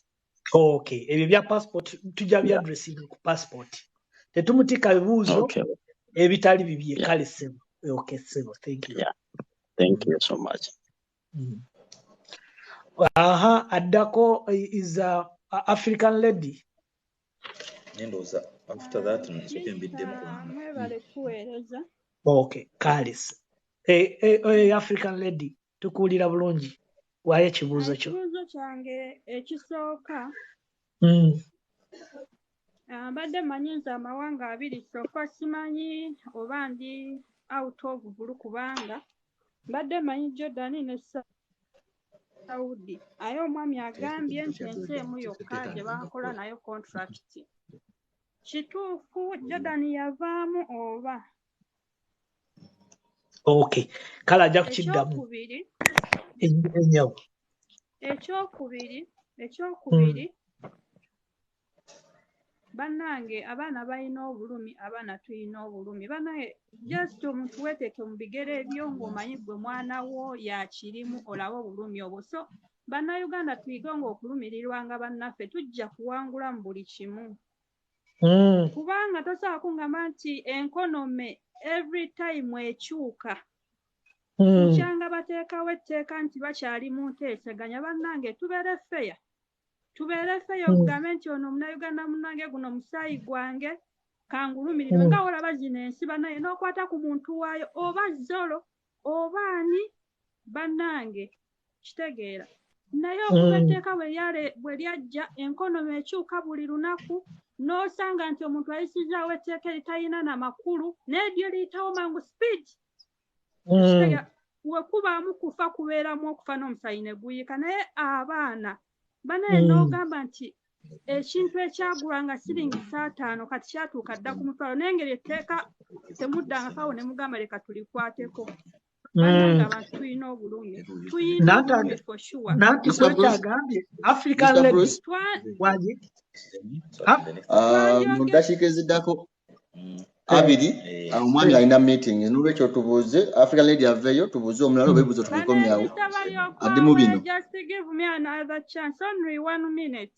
Nanti ono ajja kubajja tujja kumusaba abeere nga tu visiting at least once in a month. Kubanga eno program eri about traveling. Buli ali wano sofa tuli bantu 200 ku YouTube plus. Buli wano tubeera everyday tuogera ku kimu. Era kyemanyi singa abadde eno program teri relevant kumwe yandibadde tajja. Naye tujja musaba every month tusobola okusigala nga tumuhostingayo n'atu updatinga. Nekirala tusabayo enteekateeka instead of creating those many companies. Muteekewo ebintu bye mugamba, let us create our own jobs tuwa abaana baffe emirimu. Banaye no one loves to leave his family. Nobeerayo up to 3-5 years without seeing your family. Banaye it's really acting. But you have nothing because you have nothing. You have to cater for your children, your family, everything. Okay. Kaddemu ebibuuzo kati Queen, after African lady, leka sokaddemu bino ebibuuzo, then tubuuze ebirala. Nkyemanya, you guys you are hurting, but naye talina kyasobola okukola. Naye these platforms zino zijja kutuyamba okututuukirayo eri n'atuyambako naye ffe we don't have the authority to reach there. Queen, when you are nothing in Uganda, you are no longer a Ugandan. For sure, you are no longer a Ugandan. You cannot suggest anything. No one can listen. Kakati, ekikulu kiri bwe kiti. Tumuleese, tutandise. Luli abadde tajja ne mwogera naye, tumuleese, tutandise, tuleke kumutamya next time. Leka ekibuuzo buuza kimu, next time obuuze ekirala, tugenda kukola program. Zona ajja kubiddamu. Kyemanyi luli maybe abadde tasobola kwogera nammwe physically ng'agenda ku TV n'ayogera. Naye kati social media etansa okubatuukako mu office. Mpola tujja kutuuka. Abatamanyi advantage y'eno app mujja kugitegeera na gye bagamba. Luli mubadde mumulaba ku TV, naye kati mujja kubanga mumulaba physically ng'osobola okumubuuza ekibuuzo. So let's remain, obulumi bwe tulina ffenna tubutegeera naye leka tuleke kubuwaayo mulundi gumu. Oyina bbanga ddene ery'okwogera naye. Okay, kale, Mr. Ronald, you can go ahead and answer these questions. Ask Dan. Thank you so much. Our African lady mpulira concerns nyingi nnyo naye ate eziddala si zaffe. Naye newe engeri gy'ogambye nti nja kuba mbeerawo every month nga tuwayaako ku bintu bino. I think it's key nti abantu babiri nga bafuna information entuufu. Nja sooka ne Becky 711 abadde abuuza ku ddagala, if you have your drugs, whether prescribed medicine or tebuva mu nsi, ndowooza abadde ategeeza bakuva mu Uganda ng'ogenda mu nsi endala naye tebakukkiriza. Ideally mu aviation, nza kwasikola mu aviation naye documentaries zendaba ku aviation security tebakkiriza kutwala ddagala. You just don't cross with medicine unless fully prescribed by a doctor. So kati bw'abaga nti ate already abadde amirako ate documents zebamusabye taziraga, ekyo kyo nze sitakigendamu nnyo naye knowledge gye nnako entono nti you can't just take drugs. Olaba ne I think n'enseenene biki baali babigaana, so you can't just take things really anyhow. Twine yogeddeko ku bawala abatuuka ku airport and they are taken straight by their employers. Yes, we have had these cases, and so the requirement would be that they go to the office first, but sometimes we have heard that they are picked straight by the employer. Naye ekikulu nti embassy ebefuna list nti yes omuntu ono atuuse olunaku bwe luti abeera agenda kukolera omuntu ono. So bw'aba agenze nga muyisiza receiving mu nsi nga Saudi bulungi naye n'agenda straight mu nyumba, omuntu aba amumanyi, government eba emanyi. Of course engeri gye gavumenti bwabeerawo team responsible kubeera nti following abantu abo, kubanga onafuna enamba eri y'essimu ate nga enamba eyo nebabeera nga bagiwa authorities zeno kugamba oba ofuneko any distress really gyokozesa kuweereza obubaka bwo. Then abadde ayogerako ku akozeseza ekigambo kugula. Nzonza kyempikinze nnyo nti basobole babeere nga babagula oba agula yes to get something nti abeere nga agula for 3 months agende n'akola wantu n'akomawo. Ekyakugula ekyo statement nkyamu ate sobola nagikozesa egyo. I cannot use the word kugula kubanga kugula means buying, mu luzungu ye sold, omuntu aba ali sold. There is no one who is sold. You could say hired kubanga naffe wano batwayalinga naye recruitment eri ya mirundi ebiri. Waliwo abayita abagenze mu mega companies. Babeera mu mega companies babeera mu mayumba direct. Babeera babeera mu office recruitment ngayise through recruitment office. So kati kitegeeza ki nti bw'oba oli mu mega company bebabatwala ne babeera nga mu hostel, then bagenda bakola wantu ne bakomyawo, then office yekutwala direct n'okolawa mu nyumba. So ndowooza wakyabadde ategeeza, but idea that's what I would explain. Then mwami Isaac Metri abadde agamba nti omuntu aba akoze ku bintu bye byonna ng'agenda kutambulira ku visit visa agenze kweyiiya ate lwaki n'atuuka ku airport wano ne bamulemesa ate ng'ayagala genda kunoonya kyakulu.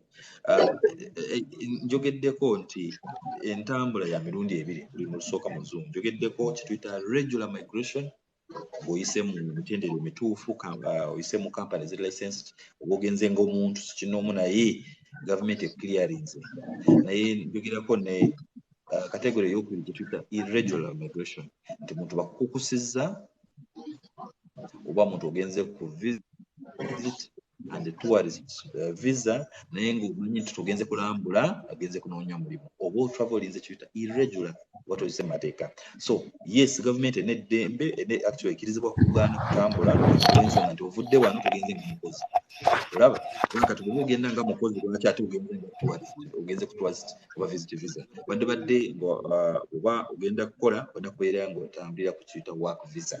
So kugaana oba kubeera nga tumanyi nti ojja tuuka eri basuspecting nti oyinza kufuna obuzibu, oba oyinza kubeerawo nga bino bye tulaba mu Dubai nti n'obeera eyo n'obeera ku visit visa n'okuteeka ku misango gya overstay, otuuse eyo noonyeza omulimu ne gugaana kulabika, n'obeerayo ate n'osanga nti oyingidde emisango nga bwe giti. So preventing ekintu ekyo wano bakugaana mateeka bwekiri bakkirizibwa kugaana kasita oba tugenda kukola kyekyo kyolaze nti ogenda kukola. Ensonga lwaki ndowooza ne gavumenti ya UAE kuffe byetukola nga bannayuganda kati leese proposals nti zino short visas egenda kubeera nga ezigaana a certain age bwenda ku proving and indeed ogenda fe ababirese nti kubanga twali tugenda bwe tuti ne tukoze ng'ebyo so wali mabega oli abuuza nti oba bagula emyezi ateza nti short contracts myezi 3 neziggwako mu mateeka wano contract ova wano gisayiningidde wano ya myaka 2 nedda bano bagenda nga tebagenze anti kati ekyo nze sobola kwogerera abagenzi regular nze njogerera abo bagenzi nga bayise mu mateeka nga bayise mu gavumenti bali abalala sibamanyi engeri gye bakola ebintu byabwe saagala nabbe mali sibyendiko so ojja kunsonyiwa tulindaabuze so omwami ono Isaac abadde abuuza nti kyaba passport ekyo kirungi ekisobola nze siri mwogezi wa passport so olwekyo fe iwe ati tuishi mu passport ajja ndowooza omwami gize ajja kuleeta Simon abeere nga alambika bulungi awo waliwo Douglas abadde wano ataddeko mbadde nsomyeko ku kintu kya kafala system in Arab countries oba nsooka enziremu bino then nja kusembayo ne kino kya kafala kubanga kiwanguko Charles Matovu ayogedde ku runaway cases abadduka mu nyumba ate ne babonaabona abadduka mu mirimu gyabwe tubayambye tutya ideally bodduka contract yes bwoba embeera bwegaana bwobeera embeera eganye ng'osanzeemu obuzibu n'odduka ate todduka ng'ogenda kukola ewalala odduka poliisi eri ready by the way bwoba tugezeeko nti tudduse tumanyi company receiving company eriweeri bodduka okuwulira approach police kubanga oli identifiable olina ikama olina biki ebikwogerako oli mu system ya Saudi katugezeeko baba basooka kutuusa bulungi ku office baba basobola n'okutuusa bulungi ku embassy n'ofuna obuyambi bwo naye adduka tumanyiko records zetwalina by last month twalina records abaana 1,500 baali badduka nga bano bamaama biyumba badona Asia abayakomawo nga badduse mu nyumba mukimanyi nze sijja kubakweka nga tuva mu nyumba jangu nkufunire wano kibe kikola naye nga ukimanya nti oba we trafficking nze kubanga bangi ffe tugamba ffe tubuulira companies wano bwefuna information ng'eyo nti omuntu wange namutwala ono nemukiriringa kubanga oba wakiriringwa bulungi mu gavumenti wano nga bakumanyi nemutwala mu nyumba bweti naye information gyenfunye adduseemu kubanga oluusi families bazimanyi bababuulira nze ebiki kubanga kati eri baba bamusuubiza nti ajja kukola sente nyingi tudocumentinga newandikira anti kwakubuulire newandikira PS so bwofuna obuzibu oba oli ku lulwo ekyo kyonja kyogera ku airphone oba bw'oba odduka nga todduse nga togenze ku poliisi nti todduse naye ng'omanyi nti odduse kweyiya ekyo kyonja ng'odduse okimanyi naawe nti zituse mu nyumba eno ngenze kubanga oli banga nti ogenda kuzasula sente nyingi ngenze biki bw'ofuna obuzibu oba oli ku lulwo oba mu contract okoze eki ogiruseemu kituyita breach of contract so kati awo yes government ejja beekuvunaanyizibwako nga ekinjogeddeko kya consular services naye si ffe ate kati awo olaba kubanga kati yaffe services zaffe naawe oba relationship yaffe naawe related to labor related ku labor eno gyetuyise regular naye kati bwoba ogibuuseemu so kati government ekuvunaanyizibwako bwoba ofunye obuzibu esobola kuzza naye tetujja kigendako nnyo then African lady abadde ayogedde abuuza ku kintu kikulu nnyo bilateral labor agreement abadde abuuza Jordan ne Saudi yali amanyi government yasaininga ne Jordan ne Saudi Arabia kati kyekiriwo kituufu government yasaininga ngeri gyenjogeddeko okusooka nti yasaininga bilateral labor agreements n'ensi ya Saudi Arabia n'ensi ya Jordan nesaininga nekiyita memorandum of understanding ne UAE eyo tekitekebwangako mu nkola kyokita never operationalized so teri muntu yali atambuliddeko ng'agenda mu UAE ku MOU naye mu Jordan abantu batambula ku bilateral eno naye mu mwaka gwa 2019 neyimirizibwa so kati teri company etwala ku vuulu etwala abantu mu Jordan ng'eyita ku bilateral eno oba company eri mu mateeka naye abo abantu yes tuufu baali batambuddeko naye bagiyimiriza so naye kati eriwo so kati kudda ku kya mwami Douglas ku kya kafala system Arab countries tunakukkiriza nti Uganda nsi kitwa sovereign state mu luzungu nti erina amateeka gayo geefuga si Uganda yokka n'ensi nga Saudi Arabia n'ensi nga UAE n'ensi ki so kati kafala system eno yo yajja mu nkola mu 1950s nga bwe discoveringa oil obudde obwo amawanga ago gakkiriza bonna gateeka kituyita kafala system munkola nti bagala tuta cheap labor by that time nga bafunye oil boom nga bagala abakozi ku sente ntono naye nga system eyo yali nkambwe nnyo nti oluusi ewa omukozesa all powers oluusi notamusasula na biki naye system eyo bagireviewing nga bayabeerawo kituyita revision mu mwaka oguwedde 2021 mu March bagireviewinga naye yo ng'ensi nga amawanga system yago y'obwete bweri naye ekitugatta ffe oba ffe ekituyingizaamu tuffe tulina ate ekituyita enkolagana eno bilateral ffe gye tutambulirako yes ffe tulina enkolagana yaffe nabo Philippines n'enkolagana nabo Bangladesh n'enkolagana eyo so otherwise tugamba nti kubanga bo balina kiri kye naye bw'oba oyise mu mateeka gano enkolagana yaffe eno gye tugambye nti gavumenti yasenga Uganda nti omuntu wange ojja musasulira otherwise wandibadde bakutwala nga wandibadde weetwala ng'omuntu wange ojja musasula nga bwoti ajja sayininga bwekiti so ffe tulina kino kitugatta this is the relationship that we have is based on the bilateral labor byo nga system yaabwe ng'ensi ejja kubeera n'amateeka gaagwo nga Uganda kati nga bwe tulina etteeka ery'ebisiyaga wano etteeka weeriri naye ensi nga America tekiriiyo naye kigaana mu America kujja wano oba bazze wano nga sikulya bisiyaga kubanga obuze wano kulya bisiyaga etteeka ejja kukwata naye bubuze wano okukola ebirala tikikugaana kujja wano so etteeka nsi ejja kubeera n'etteeka lyayo naye kati understand what connects you to countries so ekyo Mwami Douglas mbalinnya bamugamba nti yes waliyo ne sharia law ayinza kuba takimanyi naye kikugaana kwe na Uganda mpuzi bw'oba ogenze n'okumitinga crimes ziri under that naye bw'oba tuli mu ebyo ate kikuuma ogamba nti esi tekibeere nakyo kubanga gw'ogenda kugenda nga muna Uganda so ndowooza byebyo nvamu wano Mr. Bruce omwami aliko alina meetings endala zagendamu era tumusaba tumweyanze obudde obwatuwadde mbadde nsaba addemu ekibuuzo omwami ono talinyangako wano kubuuza abalala nandibadde mbaleka naye waliwo omwami Isma tabuuzangako era abeera wano n'asoma naye it is his first time okulinyanga sokolindeko njagala kuwaayo omukisa bambi nkwegayiridde ssebo oba tumalirize bano abali wano just nja kuwaayo buli omu ddakiika emu abuuze ekibuuzo abali wano abasigadde ebibuuzo binaaba bya gundi katuwe Isma Isaac Kale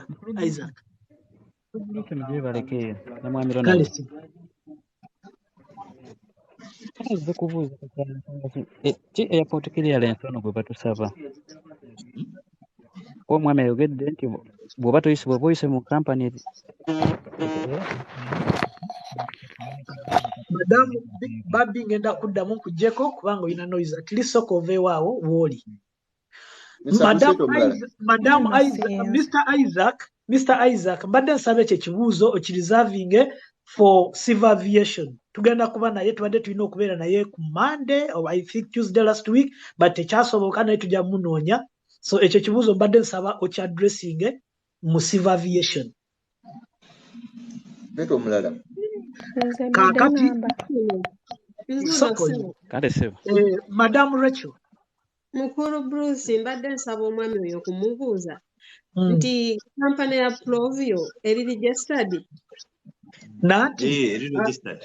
Provio International so mukamange mbadde nsaba buyambi I think it's in Nakawa sijja kujjukirawo exactly where it is naye company gye bayita Provio International nayo ye prosi license naye osobola kukozesa guli omukutu gwe oteekamu erinnya lya company nekulaga waweeri and bagita Provio Job Recruiting Agency eri mutundu ya Kayanja anti kati eyo teri oba omanyi nti ya Kayanja teri registered ya Kayanja amagezi gembawa bank companies ziri bisatu ngeri gye njogedde bisatu 26 zonna yinza kuba nti sizirina mu mutwe naye mbawadde kapota ako ka EEMIS otekako space Uganda ojja ku Google ojja kubafuna oteekamu wekubuuza recruitment oteekamu search otayipingamu erinnya engeri gye bali kuwadde oba osobola kulaba nti company eri licensed oba teri licensed.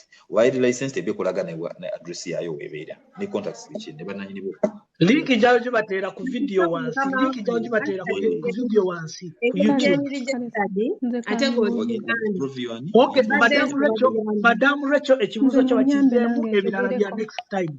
Ekirala tujja kirinda next time. Nange kanjogereko. Mbalamusizza. Nesooka ova awali ebikopo madamu. Nze sirina wali ebikopo ndi mulumu nzekka nze abadde agamba nti mwogeddeko ku ky'abaana okutoloka nti nno bwe tebagenda eri bano ababatolosa nti bagende ku poliisi. Naye obuzibu bwe tufuna otuuka ku poliisi ate yo neekola odo odde mu nnyumba gy'obaddemu ate ng'oledde mubadde ofunira obuzibu. Okitegeera? Ekyo ekintu ekyo tulina okigonjoolako. Kuba omuntu odda ate mu nnyumba naye ng'ate badde bakutulugunya mu nnyini omwo ate poliisi neekola oda kuba g'oba tolina bwogerero. Ate jjukira odda emabega kiba kigenda kuba waasi nnyo. Ekintu ekyo mulina okikonsidaringa nnyo nnyo nnyo ekyo ekintu. No waliwo okukosaga. Okay. Tulina wetusembayo naye oba ono muddemu. Kati ono leka tubuuze novovaako madamu Katusabe who is my auntie please buuza ekibuuzo naawe ogende kati then tumalirize. Thank you for the opportunity. Good afternoon everybody. Ati nze question yange ebadde egamba nti Mr. he talked about the skills in most people like the Philippines are skilled but tulina skills. Mbadde nsaba kubuuzako ku Mr. In Uganda fenga ffe abakozi apart from the contract we sign do we have a minimum wage ey'abakozi? Nti ffe ba Ugandans nti omukozi waffe we tumusindika ayina minimum wage. Secondly, ekirala nti ne bwe tuba nga tugiyina nagiwulirako ku bill nga bagiyisiza mu parliament but I was not sure ekola abroad or ekola only in Uganda ku bakozi b'e Uganda. Kati ekirala kye mbadde ngamba Mr. nti bw'eba nga tugiyina nga bwe mugamba I'm not sure I'm asking bwe tuba nga tugiyina tubadde tusaba mugituteere mu nkola. Bwe munaagituteera mu nkola bano abantu bagenda tu respectinga ng'aba Filipino. It's not about skills, it's about minimum wage.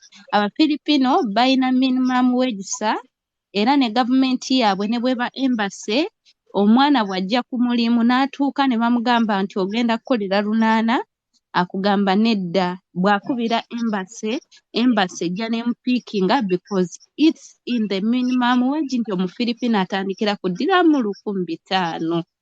Kati sitebo kyembadde njagala clarifyingeko. Thank you very much. You are welcome. Mr. Bruce Komau. Kati tugenda kuba wano tumuleka agende kubanga naye alina emirimu gye emirala alina meeting endala is a busy person naye kutuliddeko akadde akatono kaabadde nako n'akatuwa naye tujja kuddamu tufukamire nze ne Mr. Bali okwabwe tumuzze neno platform naye abeere part of it abeere mwana wa wano oba abeere muzzukulu wa wano oba mutabani wa wano. So it will be so nice then tujja kubanga tusolovinga ebizibu ebimu kubanga fe nga mmwe muyinza obutakola ki.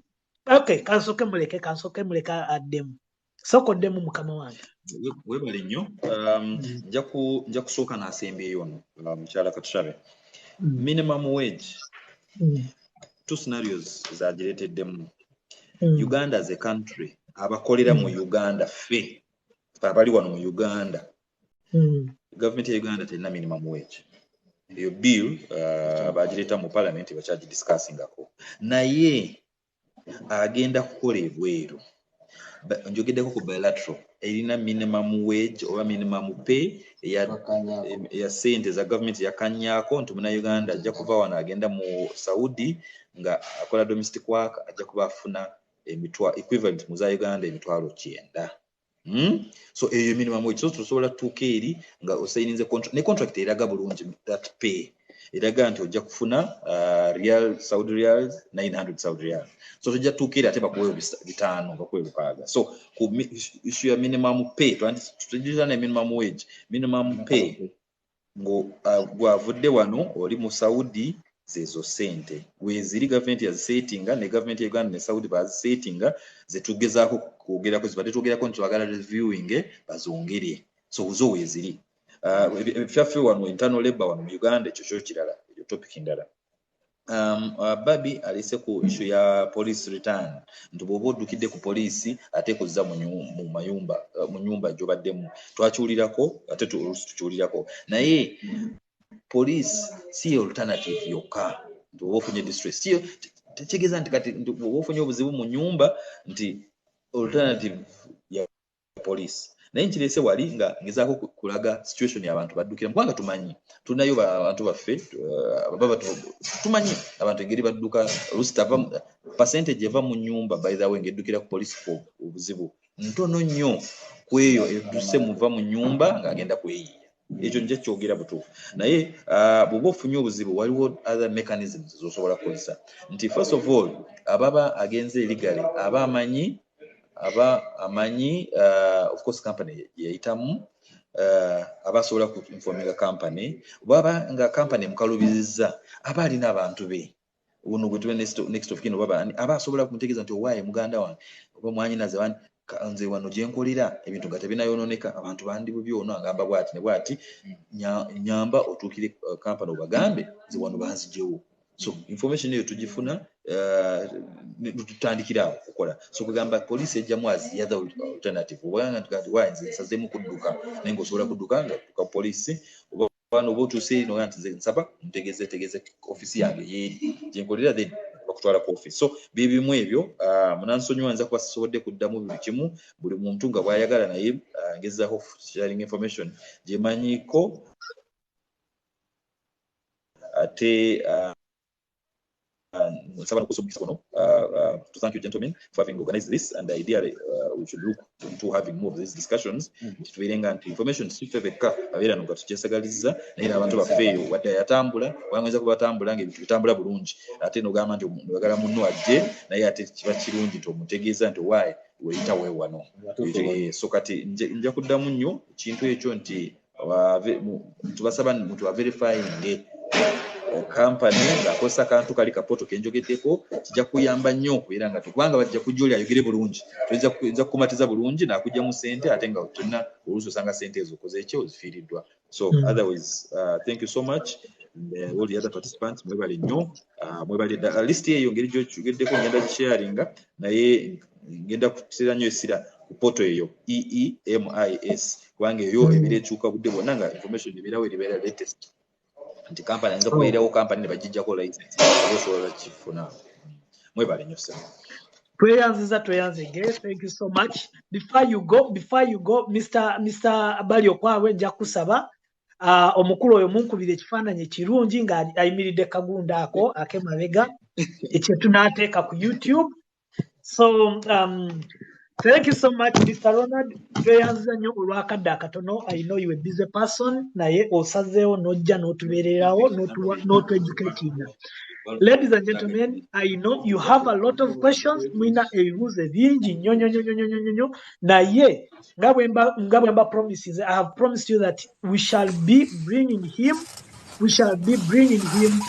na bonna be mutasuubira bonna bajja kujja they will come trust me because this is a platform nowadays I told you our TV zayononeka because a TV for example baba agenze ku TV n'anyonyola ebintu bajamuwa just 5 minutes so batosobola mubuuza but this platform tujja kugiyitirako I'm telling you Minister wa Labour mu UAE oba mu Dubai tujja kuleeta wano atunyonyole lwaki ebyo ebintu bihapinga Brother Bruce kampiseko kano bambi ngende nkole kampiseko akantu katono ngende ku mulimu bambi toyanzege papa buli kimu tusiimye naye ate bambi bannayuganda bannange tuleme kuleeta busungu omuntu bakamuleeta ojja kubuuza oleeta obusungu tebikola jangu mumpolampola nga weewombeese katusooke tumuggyeko tawulira buziina bwaffe katusooke tumuggyeko tawulira buziina bwaffe Mr. Bruce ya bambi twetekemu empisa twetekemu ekintu kyokozi naye si yakubba oba naye si yaleeta gundi gamba nti ebyo byonna bibeera kyemanyi tulina obulumi bungi naye nga bambi oba tufunye chansi oyo omuntu ajja kutuyamba mu bintu ebimu jangu buuza ekibuuzo kyo mu bulungi so si kuyomba ate n'omulaga nti oli munyiivu tomunyiigira kituufu nnyo ya kozi ffenna twetaaga buyambi okuva mu abo abantu kiri bwe kiti bwe bajja wano ne tubakambuwalira musooke mwemyutingemuko katono mukulu bali okwabwe tweyanza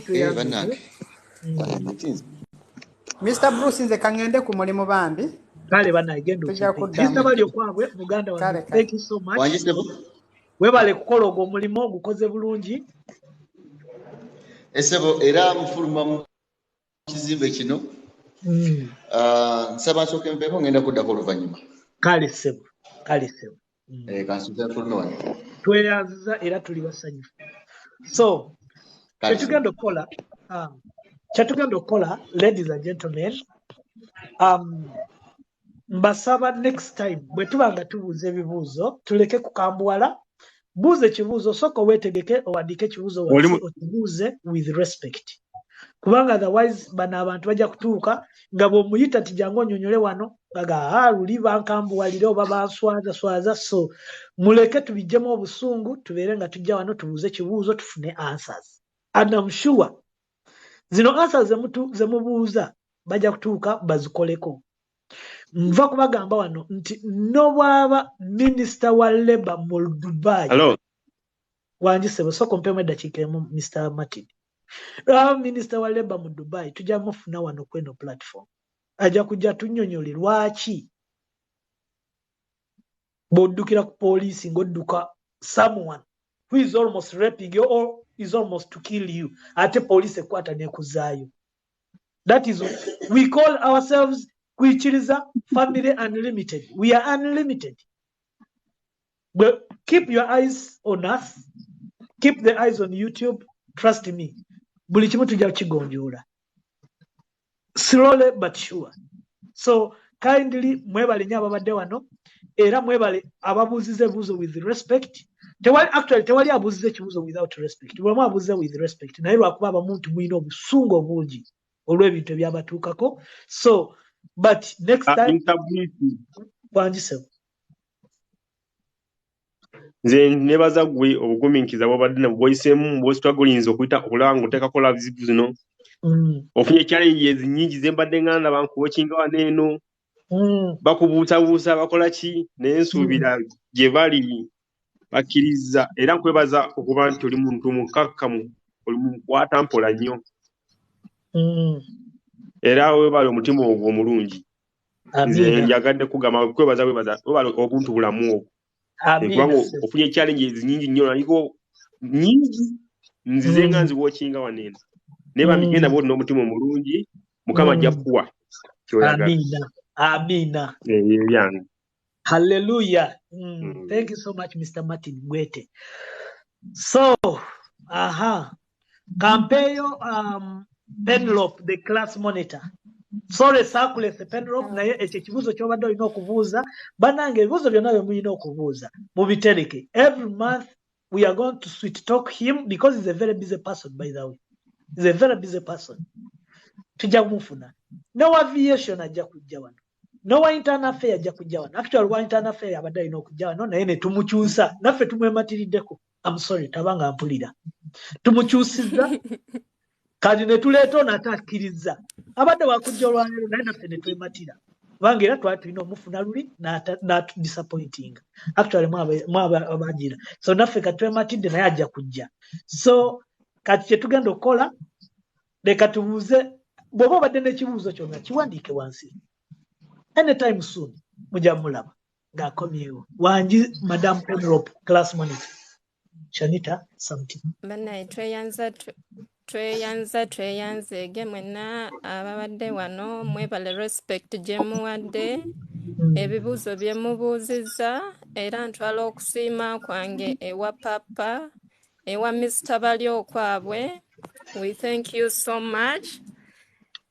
Nekyembadde nsaba nti next time papa nga bw'ayogedde tubadde wa tubadde awo batwabe ekizimbe bakiyita batya bakita BMK house BMK house yakimanyi okulira na hotel africana okay esebo era kati mbaliganzuba mbaliganzuba nzifulumya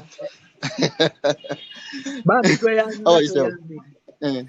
thank you Emile ejalo bwe gibadde kanfu okulana tunoonyayo ne bali aba aviation no immigration bana ekirala mujja kunsonyiwa nyinza okutogera bulungi naye gamba mazima bana ebibuuzo bino bibadde mubuuza bambi naye toyogera nnyo ebyama byaffe bakyaliwo wano waliwo ne secretariat weri ebyama byaffe tobigira bakyaliwo ne secretariat bana ngamba nti ebibuuzo bye tubuuza mbagambye nti omuntu wa aviation leka mubuuza kyantambula za train bemanya nti omuntu ayogera ku recruitment company leka ate mubuuza kya passport bambi tabimanyi era agambye nti ayo si byange tujja bibuuze kyova nagambye tujja noonya n'aba labor aba ministry of labor batubuulire contract zo zibasayininga ku Bannayuganda bazifulowinga batya lwaki abantu ate batokoba bawa sente ntono ate nga bavudde nga balina sente nyingi then n'aba finance ebunanyizibwa kusala ku musolo esente ezijja Uganda ba finance ebyo nebena tujja banoonyako mpola mpola hotel africana BMK house awo tubadde bannange n'olwekyo embali atuzitwala mpola mpola kanve mu video tusigale nga mpuliriza nga bwe ntambula mpola mpola kale sebo abawaddeyo obudde mwebale tweyanziza sebo kantumireko nga sinnavaako ntumire taata tumira mama tata ntumira ku nannyini akawunti eno mwe twayise bannange mu bitiibwa atwine kakikudugude n'abalala naye mwebale bannange nannyini akawunti oba nkutumiddeko mu bitiibwa abaddewo abali okwabwe mwebale abadde mwenna mwebale kanve mu video nsigale mu audio ne muting togamba ali mu akawunti y'abali okwabwe yeretudde wanje ali mu akawunti yo ani ali mu akawunti yo nannyini akawunti eno gyembise naye yayise eri yenkolagana eyo ennungi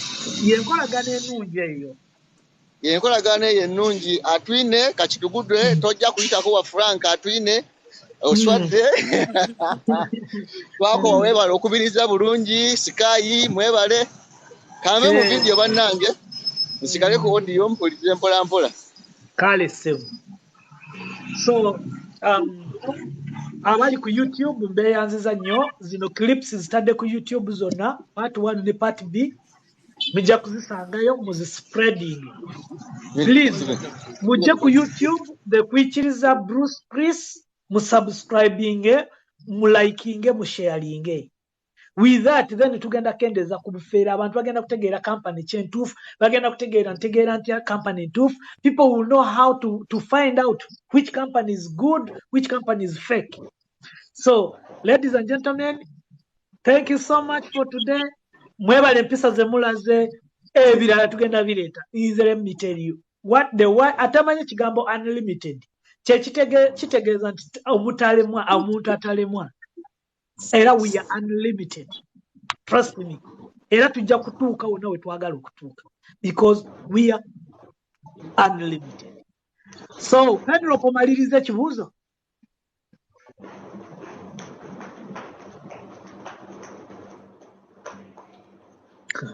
Okay, kirabika kiweddeyo.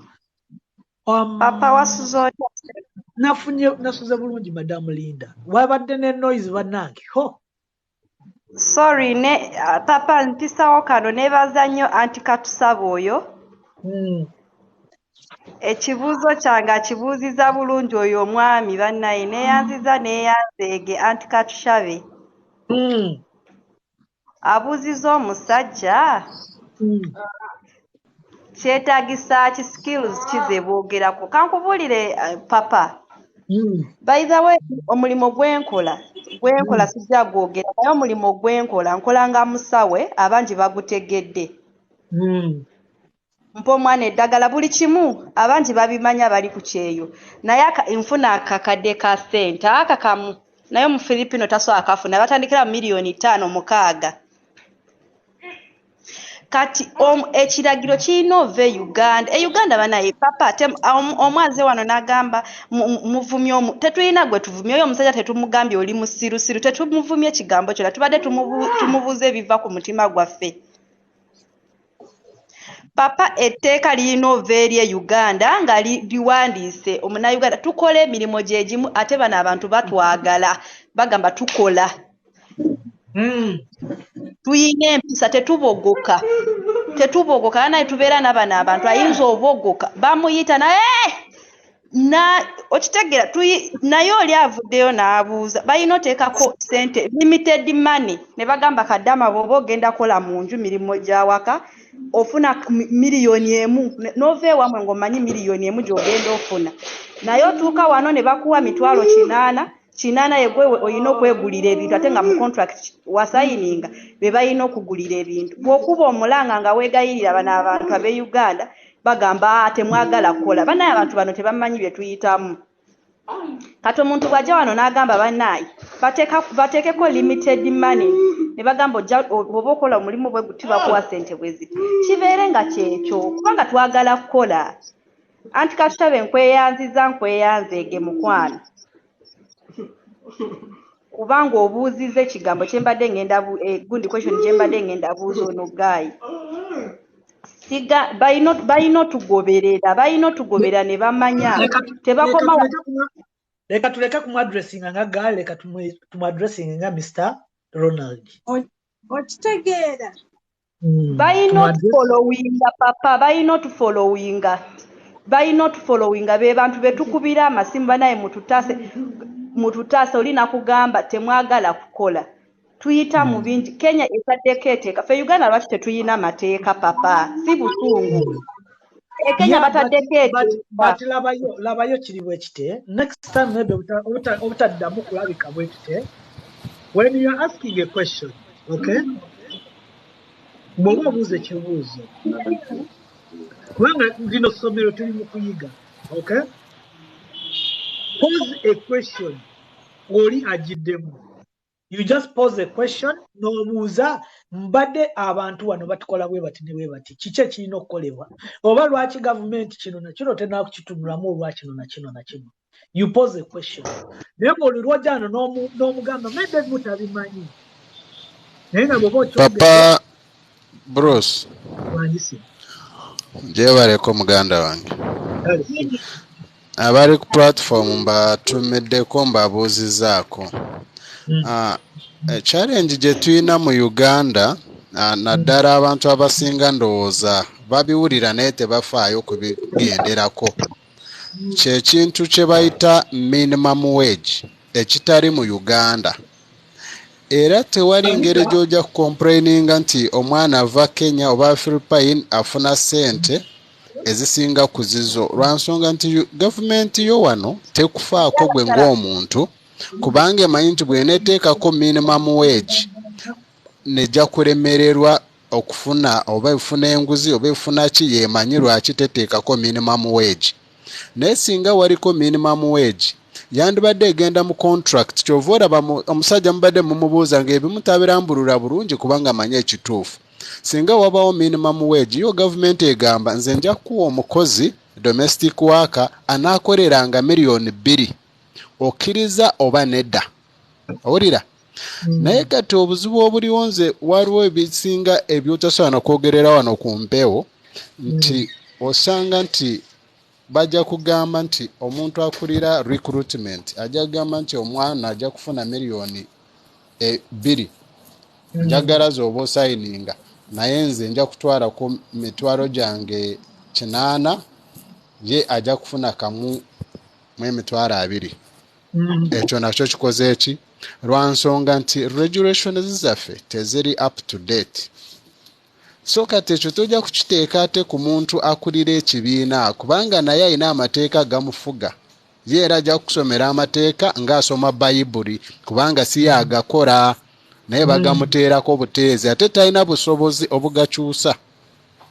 So mba nsaba abantu baffe ekintu kiri bwe kiti nti omuntu oyo gw'obuuza mubuuze ng'oli composed so si kubeera ng'omubuuza ng'oluusi olina obusungu n'okisaamu feeling awo tojja kufuna ki ky'oyagala.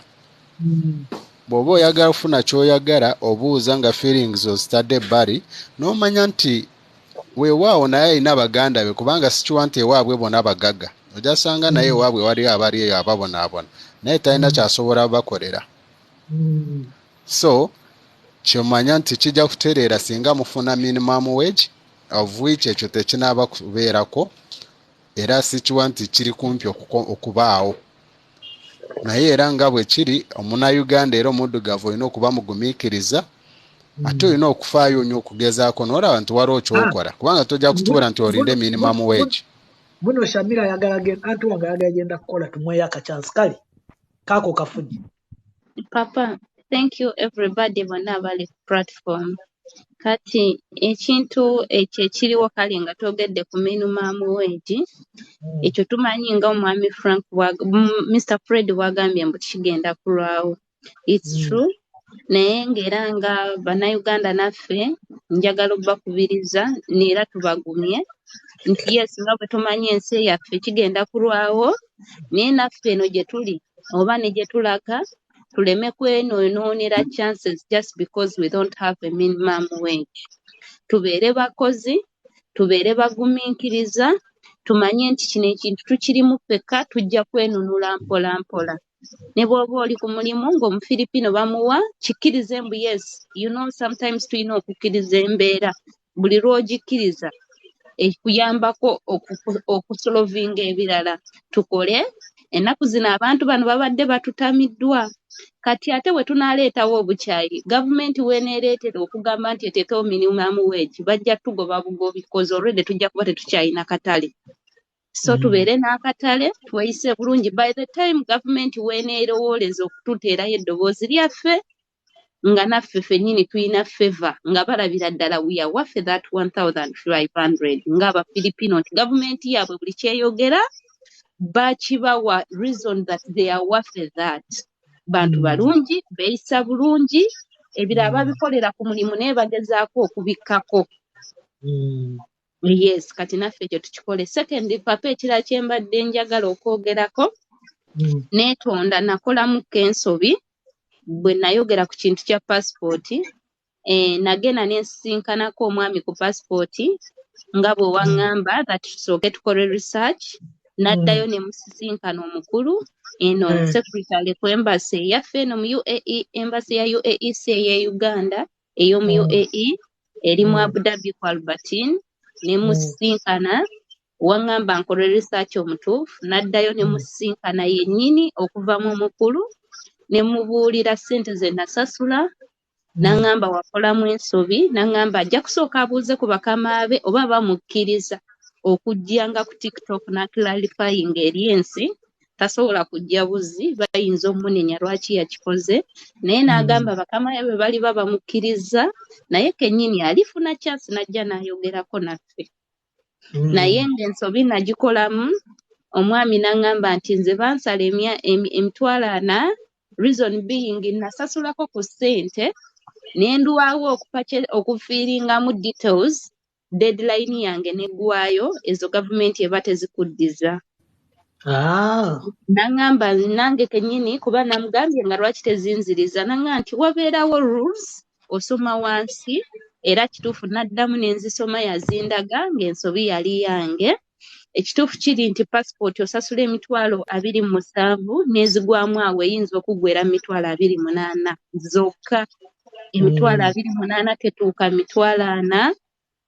Kati eri question ey'emitwalo 2 emirala gye wagamba wasasula gye nagamba ne mbaga nti nagiwa embassy yaŋŋamba yali nsobi yange nasasula ssente n'endwawo okufiiringa forms a duration yange got expired which means I have to pay again cause era bandaga amateeka kituufu nze ataasoma amateeka cause gwe gali wansi ku lupapula saabisoma nze nakola byange ne ngamba nja tuuka nsasule we nayagalira we nja okukolera. It was my mistake. Ekitegeza clarify on this one because we on YouTube live. Ekitegeza if you are in Abu Dhabi, you can get a passport from Abu Dhabi go sasule emitwalo 25. Yes. And what are the procedures? Osasula ku bank ya Uganda, bogenda ku website ya Abu Dhabi, osasula bakuwa website ne bakuwa account ya Uganda DFCU. Bomala okusasula mu DFCU kuwa receipt, you screenshot emitwalo 27 n'obugwamu awo, era n'abaana bonna e Uganda ndoza zezo sente za passport ze tusasula. Zezo kati ze tusasula luli twasasula nga 2 kati bazikyusamu. No, it's a regular passport. Tebakola express mu UAE, tebakola express. Ebyo bikolanga gwe n'otumya passport yo okuva e Uganda out of embassy issues. Kati bw'omala okusasula ku website bakuwa receipt from DFCU bank. Receipt you screenshot that receipt. No era ku website no bagenda kusaba receipt ogibateereyo eyo screenshot eragamba osasudde, then bo batandike kati awo okuwa files izo otandike okufiiringamu ebimu ku website. Bw'omala okubifiiringamu ng'ezo zonna procedures ziwedde, website egenda kukola ki? Egenda kuschedulingira date of interview. Lw'ogenda okukola interview ku embassy ye kuschedulingira date, bw'emala ogikuschedulingira bw'osanga nga embassy teri busy eyinza okuwa within 1 month, within 2 weeks, bw'osanga nga eri busy n'ekuwa within 2 months. Naye nga bw'ogenda era bw'ova ku interview yakugambye bakugambirawo that the duration of the passport it's within 10 to 15 days passport ye ebezze, era bakusaba enamba ye Uganda. Enamba ye Uganda n'ogibawa basindikira message Uganda kuba wano mu UAE tetulina kyuma kikuba passport. Passport ziba tetuyina. I'm telling you the truth. Omusajja yatugamba ekyuma abakola ku passport bali Uganda beera bekyobola nti bw'oba osaawo enamba y'essimu osaawo enamba y'essimu ye Uganda, Internal Affairs from Uganda sends you a message that nze nateekawo eyewaka eri active era bamusindikira message mbu passport ye efulumye. Kati yakukubira n'akugamba ati passport ekoze ki efulumye, gwe n'ogenda ku Internal Affairs erina ne receipt gye bakuwa ng'eri stamped ng'eriko Embassy of Uganda. Hard copy eyo ogenda nayo n'ogenda ne passport ye enkadde. Passport yo ne bagikuwa, toddamu kusasula wadde n'ekikumi, tosasula any money ng'ogenda waka. Ate ne bakugamba, yagambye nti omwana yenna ali mu kiyumba gw'ofuna chance nene tobonaabona nga ffeffe, but oyinza okusimba line n'otuula naye omwana bw'ojja ne boosi wo w'omu kiyumba, omwana ali mu kiyumba bw'oba oyagala ebintu bikwanguyire, boosi wo bw'agamba mbu ayagala kuleeta, use that chance. Gwe togenda kusimba line oba VIP, ojja tuyitako bwe shwi bakukoleko mangu. Era gwe bw'oba oli mu kiyumba genda ne boosi wo mwesibeeko mukozesenga opportunity. Bw'anajja bw'ati kasita ayogera ekigambo kimu temugenda simba line. Ebibyo byamangu ffe gye tusimbira line banoonye passport ezaffe, gwe obeera VIP mu dakiika 2 eyeeba mu ngalo ng'oddayo waka. Kati kyekyo papa kye mbadde njagala okwogera kyekyo neyanziza. Thank you. Ngenze ku mulimu olwo. Mr. Bruce. Wandise. Tulageeko mu Kampala bamutuludde tuli myaka 5 nga tetugiraba. Mbadde nsaba issues eza passport tuzegale tuzoogerako.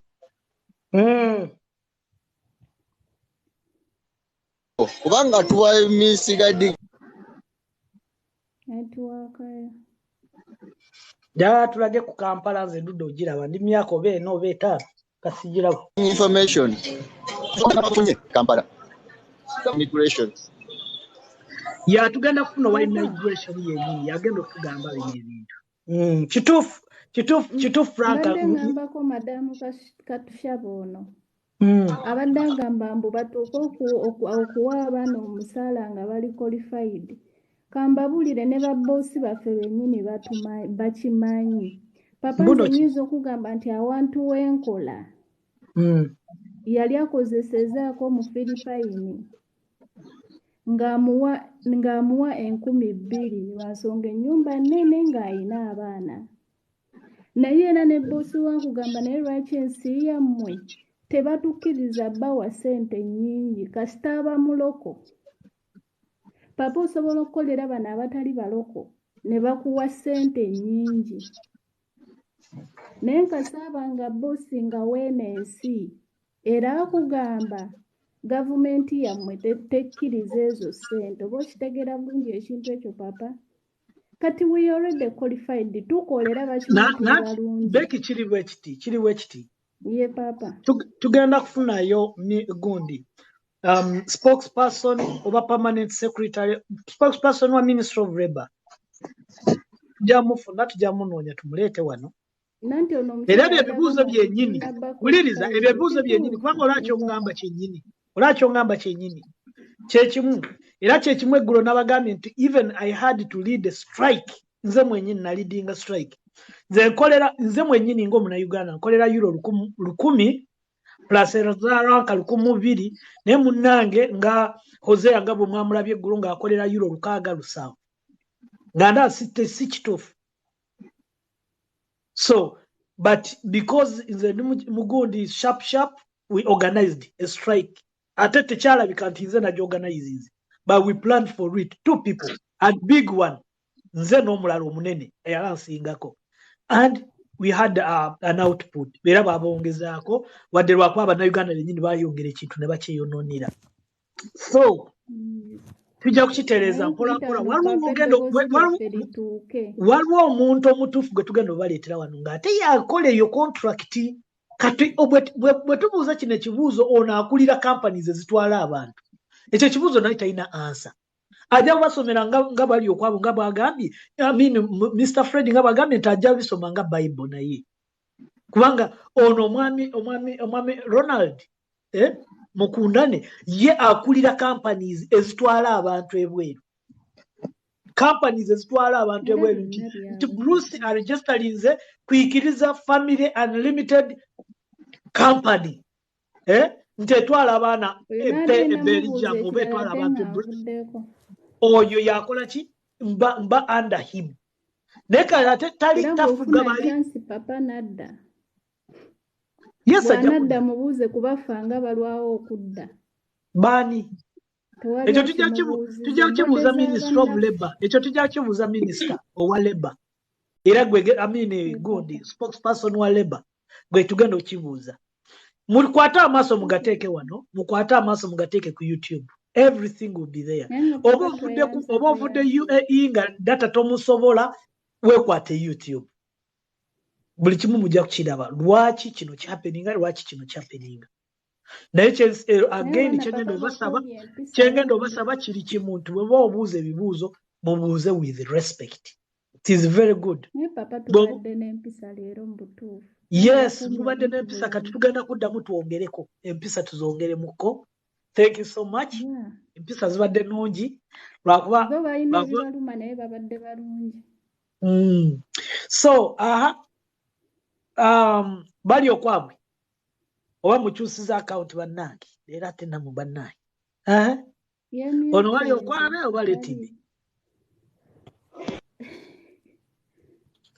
Ediva nkutumiddeko Kavia mbatumiddeko Kevin Faith nkutumiddeko Waswa nkutumiddeko Angela mbatumiddeko Vuvo mbatumiddeko Mora mwebale Kaika mwemuli Madrid mwena mbatumiddeko Wanji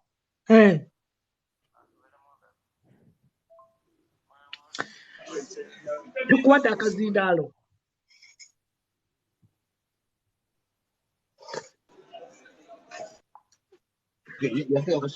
but next time mugezeko musharinge olwayo temusharinze bulungi. Next time try geko tusharinge.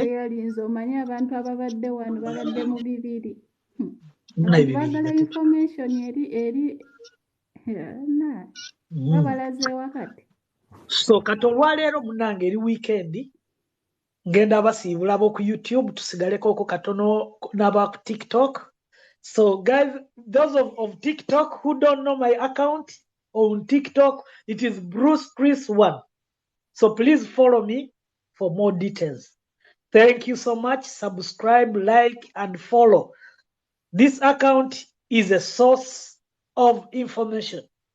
We need to know why people fraud others. We need to know how we can stop it.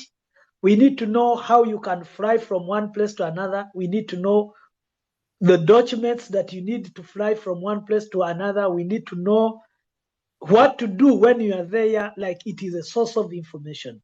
When you keep yourself here, trust in me, you will not remain the same. That's the honest truth. You will not remain the same. We have had a lot of people giving testimonies of how they use this information to get to where where they want to be. So keep informed by these two platforms. That is TikTok, Bruce Chris 1, and YouTube, which is Bruce Chris. Thank you so much for today. Bye on YouTube. Okay, YouTube kati njisibude. Mu weekend. Hey, munange tulina ogendako mu weekend. So kakati kiboziboza ayina ekiboza ajja kitunyumize.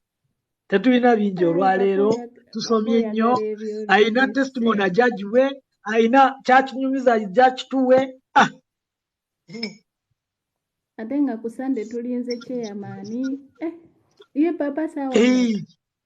Yes, chairman, by the way, chairman agenda beera mu kiyumba wano.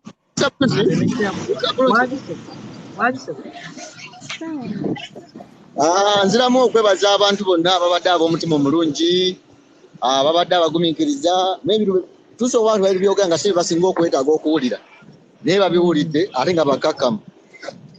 Ekirala bakumye empisa balungi, mwebale. Ebibuuzo libadde filtered nnyo naye nayo tukiyiseeko ekyo. Kakati omuntu omulago tujja okukola ng'ebalala interview yaffe esoose tuyigiddemu bingi, tujja kwongera tukyuseemu n'okukola n'ebirala n'ebirala. Tujja kwongerawo ne bahosti awo waggulu nga basobola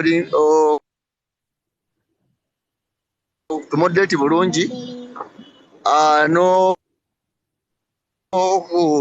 ojjamu abantu abadde boogera ebitali birungi. So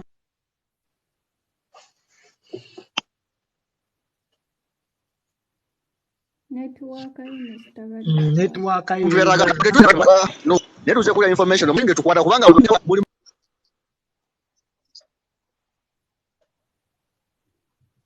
network. Papa yagambye omulage e Kampala oli awo weebuzaabuza. Linnya omuti. Ndoddo ogendako e Kampala. Antwaleko mu kibuga kyaffe Amakula. Kibuga ekyo Makula. Nesabali okwabo kati tuli mu kiboozibozi. Twala papa e Kampala. Aba omutwala Kaddondo gw'omanyi. Twale wa pulezidenti we anakusasula amafuta.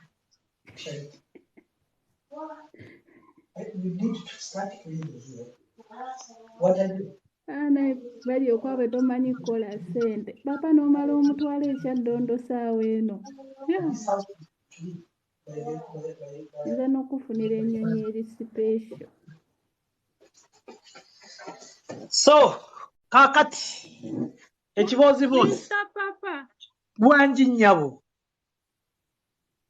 obusungu ng'olina bungi bannange. African lady bakukola kisoko kijjangako mu inbox yo naye lwe ndijja mu inbox yo lw'olimanya lwaki abantu tulina obulumi. Era I'm sorry wembanga nina gwensobeza naye buli muntu ayogera okusinziira ku kiki kyayitamu, naye nja kujja mu inbox yo jangu mu inbox yange ombuulire naye olaze obusungu bali omusajja atiddemu n'agamba naye tebangubira wano. Nedda omuntu oyogera okusinziira ku experience gy'oyitamu. Abangi bajja kunenya like ogedde bubi yesinja ogedde bubi naye waliwo otandika ekintu bulungi naye owulira ng'ekintu kikuviira ddala from deep of your heart. Kitegeera oli atamanyi kikyoyiseemu n'akunenya naye I'm sorry next time nja kutryingako ocontrollinga myself naye just not abantu balina obulumi not only me but bangi lwakuba nti tebasobola kuvayo ne boogera naye abantu baba n'obulumi so just to control ourselves kyekiyinza okutuyamba naye gwe just know nti omunnayuganda okulumirirwa munne kintu kitono araba ng'ekitalina makulu go ge mazima nedda singa olwasinga akirabye nti tekiri mu makulu era teyandize akirabamu amakulu sigamba oyo ŋŋamba bannayuganda abamu kitegeera naye papa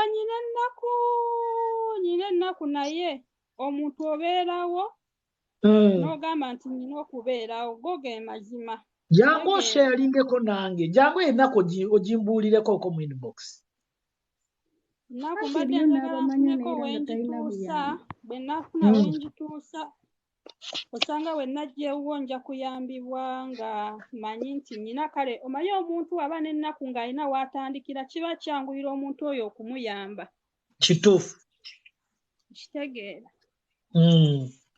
kituufu nnyo naye nga I'm really sorry naye mwenna abali kuno just know nti nze nyina obulumi obwange ng'omuntu kyenyinza okubagamba so linki gibateereddeyo ngenda gibateera wansi mwabaagala okumanya fake companies ndi mu kuziteeka wansi ngirabye linki ndi mu kugibateerayo wansi so mugende twayagadde kuuma mpisa nga bwe watusabye naye era ogenda mu kampani ze bagamba ez'obwerere era ng'olina okusasula n'ogenda ne paasipooti era ne bakusasuza ssente kati ebyo kuuma bukuumi mpisa nga bwe watusabye naye ng'abantu bano tebali feeya papa wangi mukwana tulina kuuma bukuumi mpisa kyo kituufu naye okusinziira kubanga waliwo minisita agambye nti ojja tolina skills naye kimanyi nti mu Uganda mulimu training kawutala nga erina registered omwana avaayo najja ne certificate okukola ekyo kimanyi naye agambye nti abajja eno bajja tebayina skills naye ng'ate ogenda ne ku training n'ojja ne certificate so ebintu ebimu era tukume bukuumi mpisa go ge mazima ne wano wennyini papa ofiisi za wano ziba traininga ne zibawa certificate nze certificate ngiina wano okitegeera era nkuuma bukuumi mpisa mutuuka eno ne musomera ddala ne babawa ne certificate era kuyita buyisi bbali eri training obanga agenze ekitalya go ge mazima wakuba nti abantu babikkirira ebintu naye eri training obanga agenze ekitalya nze mbabuulira naye ebyo tebigenda kuggwamu amanyi lwaki tebigenda kuggwamu it is because mbadde nkyabanyumiza nti nze nagenda Iraq ng'okola omulimu n'abantu bebamu naye ng'ogenda ku deployment n'obeera n'Omumerica Omumerica ng'afuna 3,000 4,000 bwe ng'ofuna 1,000 so bino ebintu tebigenda kuggwamu inequalities sometimes tezisobola kuggwamu era especially mu labor market era bakyatoloka nnyo papa kuba omwana abalamu nti bw'atoloka agenda kufuna miliyoni 2 ekijja kijje okusinga wanaabeera ku lwende era bamutulugunye kukyenda naye ng'ate eri bamuwa miliyoni 2 n'ekitundu kituufu kati gwe gwalese wano bw'akugamba ssente zaafuna gwe papa bw'obeera gw'okola ki toyinza mwegattako era kituufu banaye waliwo omukwano gwange ali wano ndudde okumuwuliza Sam Brian how are my brother long time papa ge mukama kuumi atya ne mami wange ddala ogamba otya ssebo mbeeye no mukama oli nkyamaliriza ku issue zange ziri ze nakugamba ezikyatambula naye nga bwenjogera zinatera okuggwa inshallah bijja kuggwa naye nze nkwebaza munnange era sejjusanga lunaku na lumu yadde n'olumu mbulamu bwange kuzisinkana. Amina. Era nkyali ku mulamwa ogw'amaanyi ennyo. Nze nkyaliyo mu kamuuli kange nsirise naye nga sisobola kwejjusa lunaku na lumu waaki twakusisinka kuba nze kyewanteekamu kyamakulu kyenjagala okugamba abantu bonna abali eyo. Amina. Nze kwebaza munnange kyewankolera kyamaanyi. Kirungi. Kirungi bw'oba osiima omanye entasiima ebula agiwa. Entasiima ebula agiwa. Nze nkwebaza weebale nnyo bannange. Weebale. Amina. Naye tujja kutuukayo era wonna gye twagala okutuuka tujja kutuukayo. Tulina otuukayo.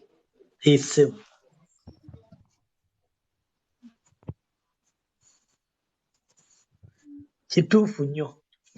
So olwaleero kiboozibozi ngenda bawaayo like maybe 20 minutes nga buli omu ajja nga mbuulira bw'oba oyagala kunvuma jangu onvume. This is a weekend. Oyagala kumpaana jangu ompaana, olina ky'oyagala okuyisawo jangu okiyiseewo. It is okay, it is a free world. Basigaddeyo papa gwe ky'oba omanya nti bawulira. Olowooza nti bagenze bonna. Mujje ayagala okunvuzaako ambuuzeeko ayagala okunvuma. Waliwo abuuziza nti chairman yajja. Yes, chairman mu bitiibwa, chairman waffe agenda kujja wano. Papa ye saawa mmeka totugamba saawa? Ate kamera chairman temumumanya abeerawo era bw'atuuka wano ajja kutumbula. Bruce gyewaleko ssebo. Kale nnyabo. Omugenyi waffe weebale mutuleeterako.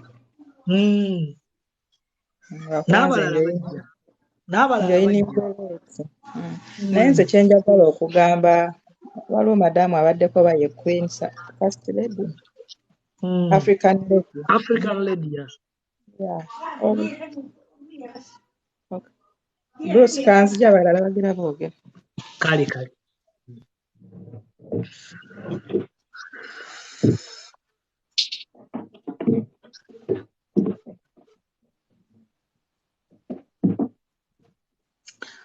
Wanji Madame Florence. Mwasuze mutya. Pana Madame Florence naye yanziza we bali kungulira enkofiiri gonna kunoonyeza nkweyanze naye nga sikulaba. Eggulo tewalabiseeko wano. Tewalabiseeko.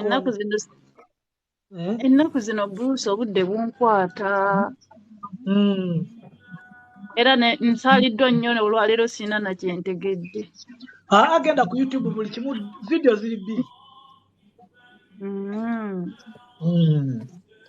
Ennaku zino munnange emirimu giba gindi bize. Ate oluusi bano abantu baffe baba tebaagala ezo zinoyizi nakati lwakuba ndi wano mu ironing room. Ensonga lwaki neetetenkanyizza mugyebale gyonna. Kale nnyabo. Wetegeddeeyo. Mugamba mutya. T-shirt bagikuwadde. Chairman agireeta. Agireeta nga Sunday. Tubuzayo naku si bbiri zokka. Lumu papa nkyalo. Wakiri yalize. Oli mu ofiisi.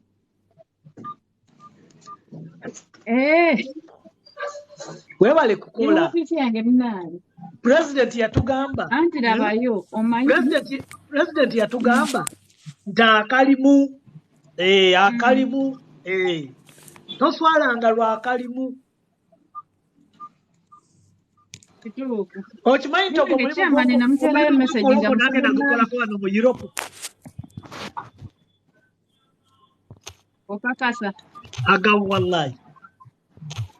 After n'ogusingawo bubi. Naye ate eyo kiba kisava.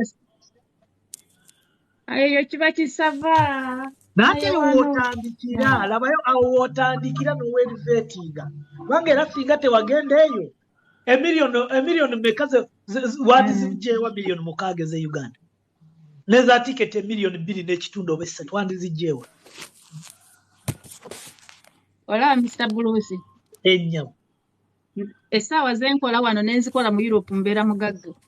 Amina. Era ojja kutuuka ozikole. Ojja zikola. Mbeera mugagga nze Mr. Bruce ntandika ssaawa 2 n'ennyuka ssaawa 5. Ojja zikola, trust me. Inshallah. Ezekiro. Yes, ntandika 2 ez'okumakya n'ennyuka 5 za kiro. Okutuulako bwenti mpozi nga kati bwendi mu kugolola oba nga ndi mu kunywa caayi.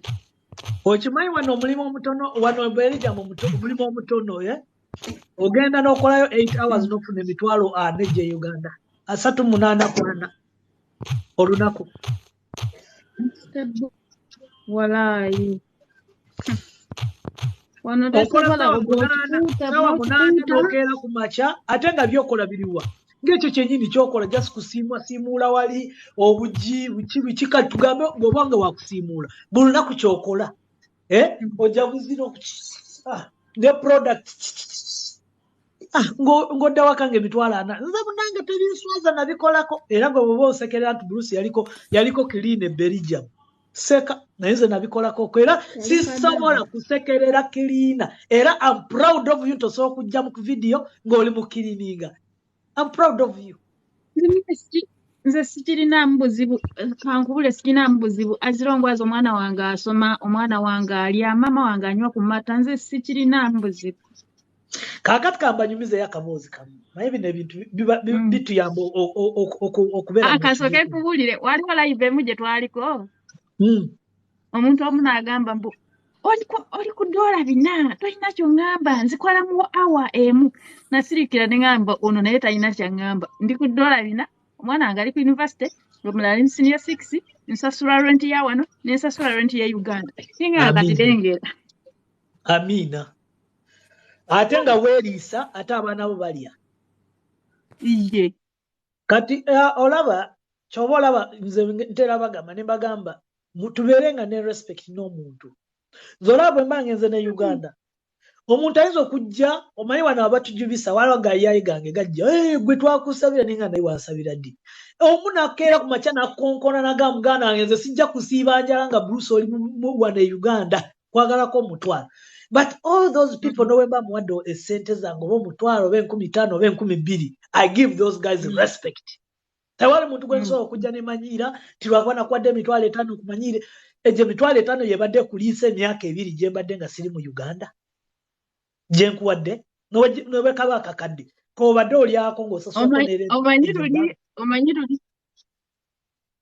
omanyi luli ddyoke ŋŋambe nti Bruce bamupeera t-shirt waliwo omuntu yaliwo namumaake ng'agamba bibeera byasama ne ŋŋanga kati kankijanjawaze. Ate bannange nga mwalaba nnyo gundi comments. Ezo comments temuzirabanga. Comments temuzirabanga ezo comments zijja banyiiza. Nebyo byalimu. Kankubuulire. Mr. Bruce nkubuulire. Omuntu atanyiiga. Oyinza okuba nga tolina ky'osobola kwetuusaako. Nze buli lwenyiiga neeyongera amaanyi. Mwattu kweyo live yennyini kwe naliko waliwo omuntu omunene nnyo gwe saakwogera wano. Yajja nanga gwe musajja gwe. Obadde ku live oyo mwami mwagala nnyo naye nga why not? Naga lumunno lwakuba saabikugamba muntu munene. Banange kambabuulire bantu mmwe. Bwemanga munyigiriza amanya g'abantu mumanyi. Oyo muntu munene bwe mwatula waddu temusaana kukikkiriza. Naye yaliyo yo ng'alaba. Nagamba lumu nalikoko nga mpuliriza. Nempuliriza ng'erinnya lyo ne ndigamba boogera ku Bruce. Nagamba olwaleero nkulabyeko n'ensanyuka n'okusanyuka. Ne ngamba ye so kati era bw'okyogera bw'otyo ngamba nti omanyi banaya erinnya lyo. Manye nawulira ng'oli ku live eyo. Manye essanyu lye nawulira ng'oli ku live eyo. Leka n'okundeka.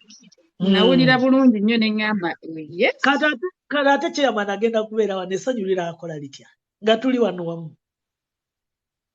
Kyakabi. Agenda kujja. Fe tujja kweyiga.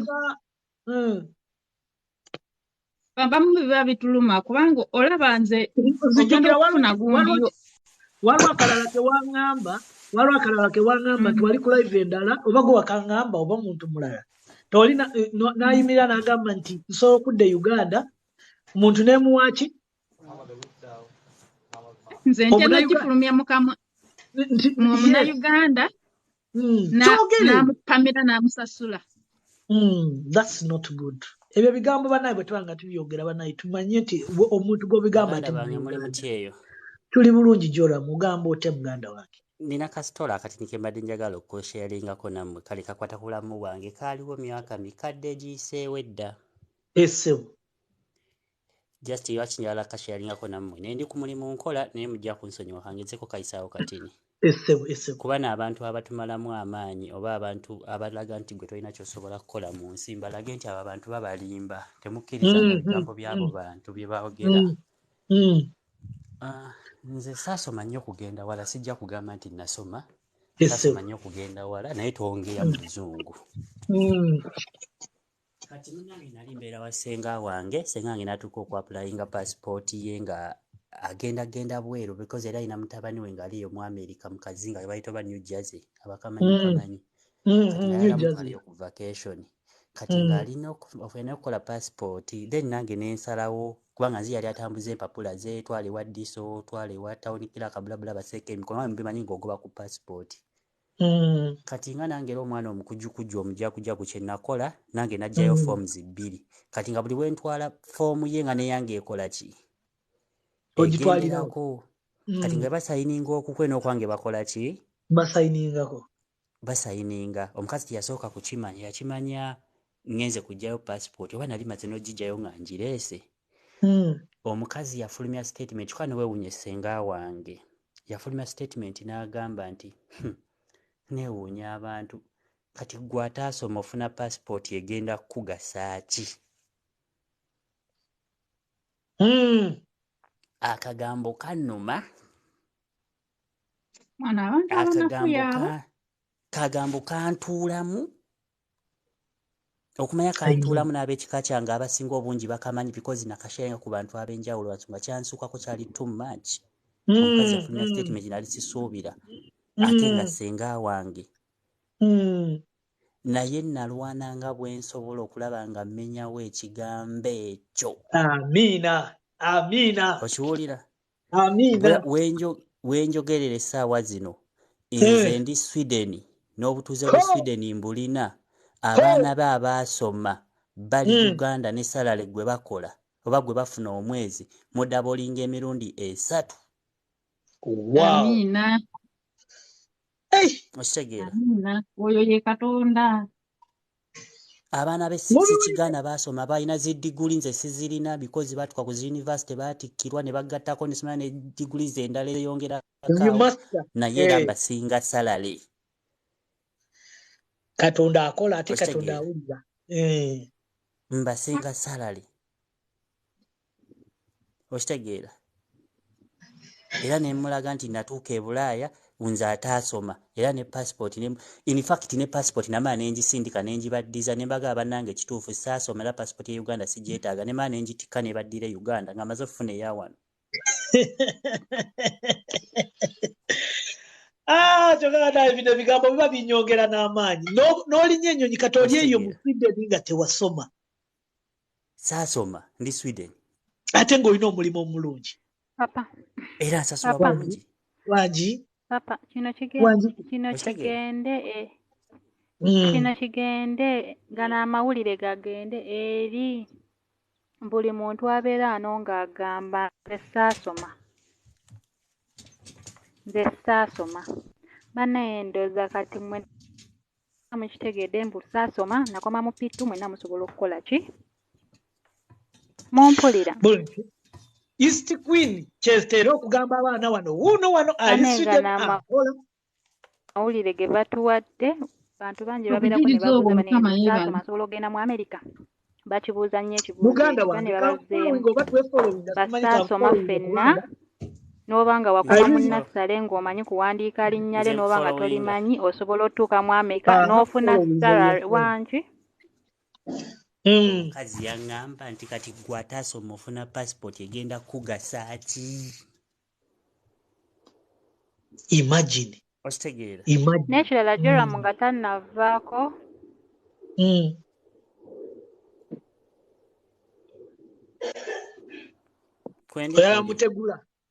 Oyamutegula East Queen. muganda wange omwana wange ayinza okutegula nobeera nze saagala kutegula basajja saagala kutegula nze basajja naye kyembadde njagala okuyisaawo papa kyembadde njagala oyisaawo tulina omwana ow'obuwala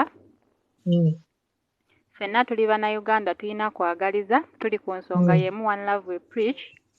Tulina omwana ow'obuwala bamuyita Angela Sama Namubiru bamulonzeeko namufolowinze eggulo nalabye akavidiyo akamu nabagambye nti followinga bantu batono naye eggulo namufolowinze oyo mukyala era mbadde njamwogerako nga sinakulozinga kansooke mpiseewo kaneno nga sinadda mu mukwano nze saagala bakazi naye essaawa zino era seetaaga abasajja kati siri mu piriyodi etegula mbadde njagala yisaawo akantu ako nze omukyala oyo nakamulonda kati nange namulonzemuwa akalulu nange namulonze bamuyita Angela Sama Namubiru omuyita jjewa natukyalireko yatukiikiridde yatukwatidde bendera ya Uganda mu Africa yonna balondamu abantu 8 naye abasinga tetumanyi nansi ze balimu n'amannya tetugategeera bane mugende mulonde omukyalo oyo ogenda mugenzi ku peegi ye bagiyita nange namulabye oyo mukyala ogenda ku peegi ye ogenda ku peegi ye eya Angela Sama Namubiru kuliko ka icon ka icon ako simanyi engeri gye sitali ku video sirina ngeri gye nnyinza kukabalagamu okakoonamu kakutwala awali abantu abo gye babalondera then ali ku namba ndoza 2 ng'okoonamu vote w'omukoonamu kakutwala ne kakusaba either email address yo oba Facebook name gy'okozesa kati then w'oteekamu email address bakubuuza oli Robert oba toli Robert n'obagamba toli Robert kati we bakonfaminga email address yo oba olonze bambi tugende tumulonde awadde eyo tujagala mu Uganda nejjora mwali Sweden mbadde nsaba nejjora mwali Sweden yensonga lwaki ngambye bambi njagala kwogera nga nejjora mukwali n'abe Sweden abategeezeeko abannayuganda batulondera omwana oyo awadde agituleetere mu Uganda kaakati East Queen kankubuulire eggulo nabadde awo nga nange mmanyi okuzunga ku gundi nesanga awa testimony ewa pastani Bugembe ya so nalasanze omwana nga akapostinze I was inspired by her story kubanga story by the way I was inspired era kati bantu wakusatu ndowooza wakuna ku bantu benfollowinga nga tebanfollowinga so I think he has a very good story and mugende mumulonde papa omwana oyo atutumudde nnyo Uganda mu bintu ebikwatagana mu Uganda ffenna abasinga kuno ku TikTok whereby tetubikola yensonga lwaki yalondebwa so yeetisse Uganda yonna bannange tumulonde tugende tumulonde tumuwe akalulu tumuvotinge we naabanga nfunye chance ne mukwasaganya nja musaba request ajja tuzeeko mugamba ajje wano ewaka abuuzeeko ku bantu bamulonde kubanga mugamba ajje abuuze ku bantu bajje bamulonde nze namaze dde omulonda ngenda kuddamu n'olwaleero omulonde kubanga nze njagala nnyo omuntu avaayo omuntu gwe tuba tulowooza nti yasemba nga bw'olaba nga gy'olamu omuntu gwe tulowooza nti yesembo ate Katonda n'amusitula bakuyita batya okulonda eggulo nanoonyeza ekigambo kyenteeka mu gurupu y'abaana ba Poland nekyo buli nyankole nteeka okutoorana ate story ya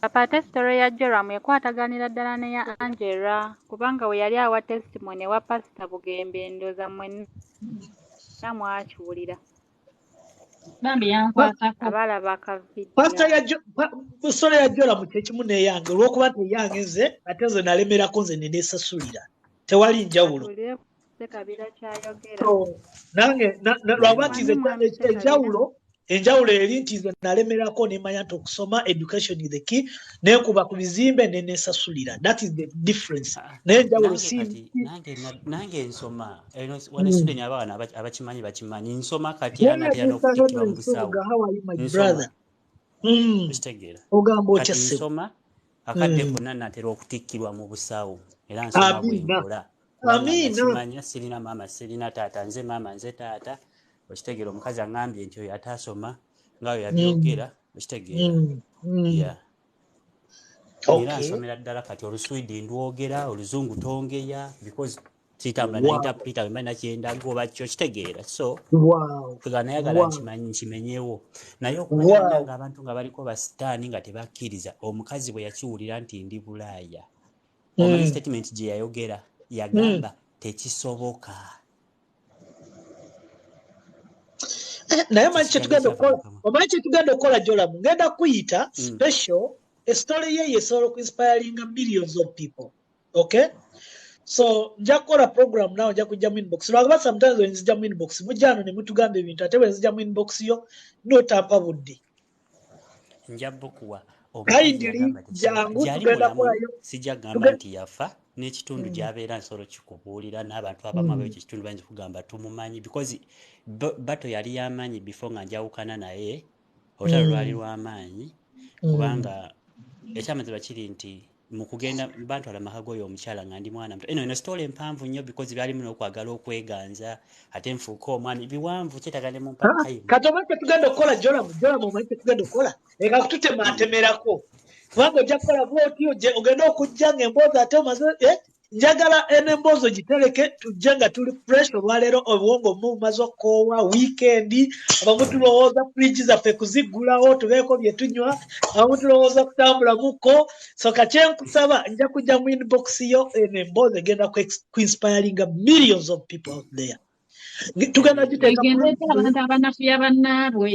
tugenda giteeka live olunaku olwo nja kutumbula YouTube nga bwe tubaddeko wano ne spokesperson wa gundi eno agencies zonna ezitwala abantu egundi naye yo nja kutumbula live ku YouTube ojjo tuwe estory yonna I'm telling you waliwo abantu abevaamu naganze saasoma siina gye ndaga naye gwe bw'oba tewasoma naye ng'oli ogenda ku graduating obunansi trust me I would love later even to come nkole interview ng'olina ku mulimu gwo trust me saasoma ekyo si kirumamu saasoma era bw'obanga ojja ojja kunvuma nti saasoma kituufu saasoma kyekyamazima naye kati osomye ogenda ku graduating bunansi osomye ogenda kuuka nansi right nga sinnaba nakutikkirwa nina byenkoze Uganda Red Stars n'ebirabibwako amiina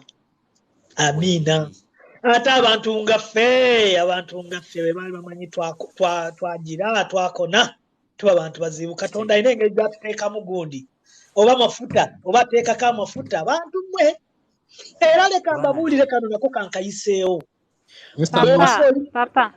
wangi Papa alabika nga tannayisaawo Joramu bangi bamwepikira ano wansi abaana bagamba bannaye mugambe bali singo Joramu tunula ku comments oddemu abantu nkwano bannange ndi ku mulimu siina budde bwa kusoma comments nkola wangi muganda wange Ssekabira mbalamusiza banna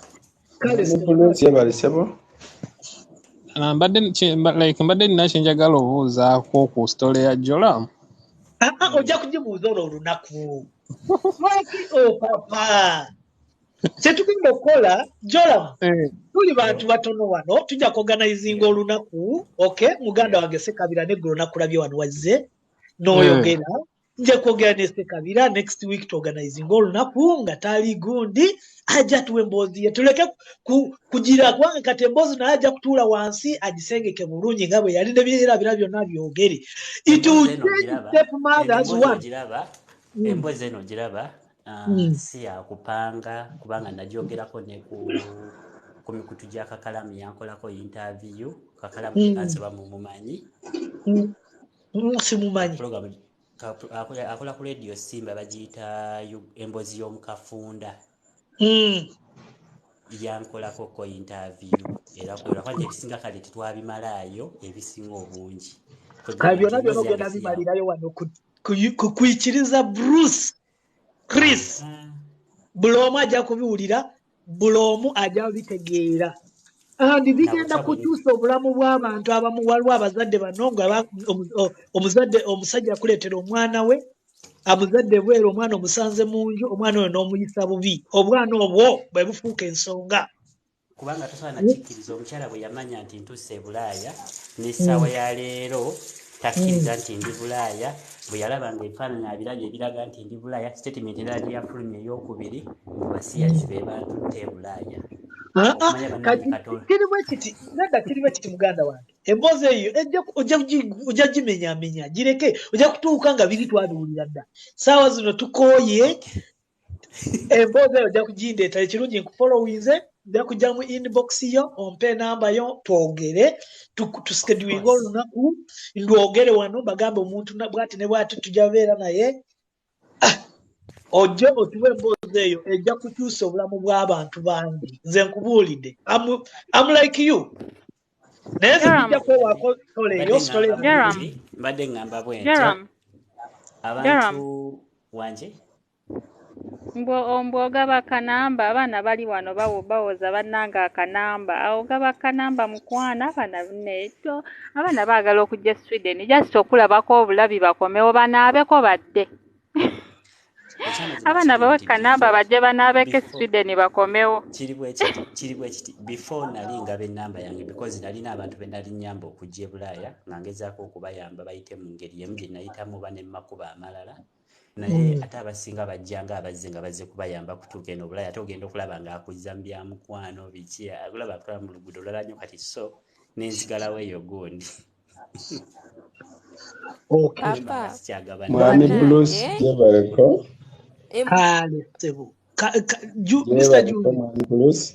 Mr. Junju oba muganda wange nsaba kuyisawo kantu katono nnyo oba muganda wange Mr. Tebandeke kantu katono nnyo ekika kye kimu soko olindeko omukyala ayogere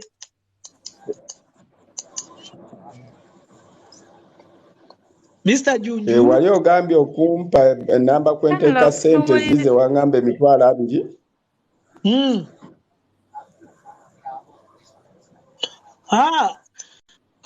kaakati kambuuze bwe najja mu inbox yo wanziramu yono mwami naye omwami naye atubuzabuza ono omugjeeko sebo nze nagenda na mu inbox ye teyanziramu yajja mu inbox yange nemuddamu ulira eno ngenda kuvaako nsigale mu kabokisi nga mpuliriza nga nfudde waneeno naye tulina eddakiika nga nnya ndowooza wandisigaddewo n'otusabira gwe emboozi gyengenda okwogerako Joramu nga tanavaawo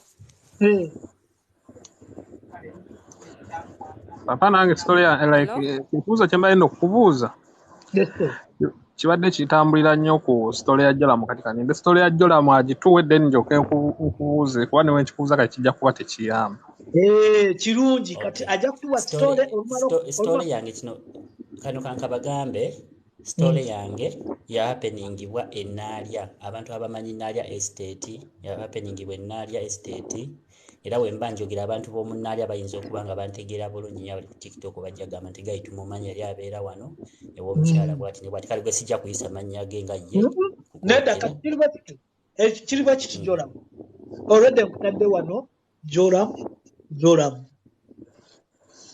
oluva wano gwe nsibira mu inbox yo njagala eno story buli omu agiwulire tugenda kyobola asagala ogikutaakutulamuko njagala tugiteeke ku YouTube so abantu buli omu abeerewoko saawa zino buli omu akooye tubaddeko n'omusomo mungi emboozi yo inspiringa I love it so tugenda kufuna olunaku tujja kufuna olunaku togikutaakutulamu bw'ogikutaakutulamu ojja kutuuka wano nga gw'ogigamba ng'alina bye yategeera ate biki so kakiba kirungi tugiteeke ku YouTube ojja ogitwa like ogibikuleko gyeko akawuuwo ensonga lwaki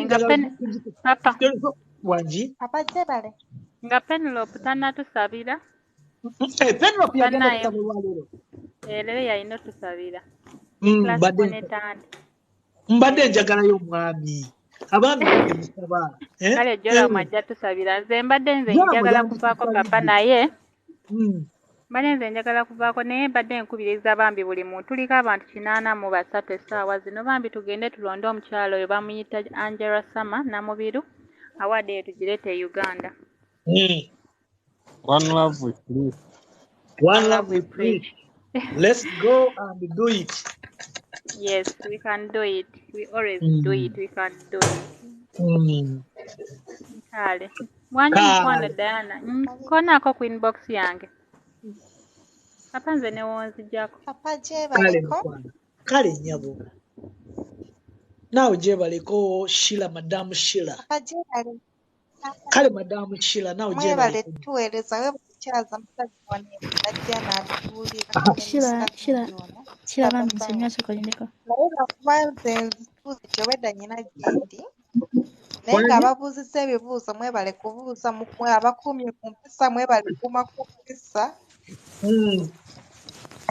Butasabula. Naye nze nize wa passport so simuyiseemu eggaali Mukama ajja kunkuuma omumwa.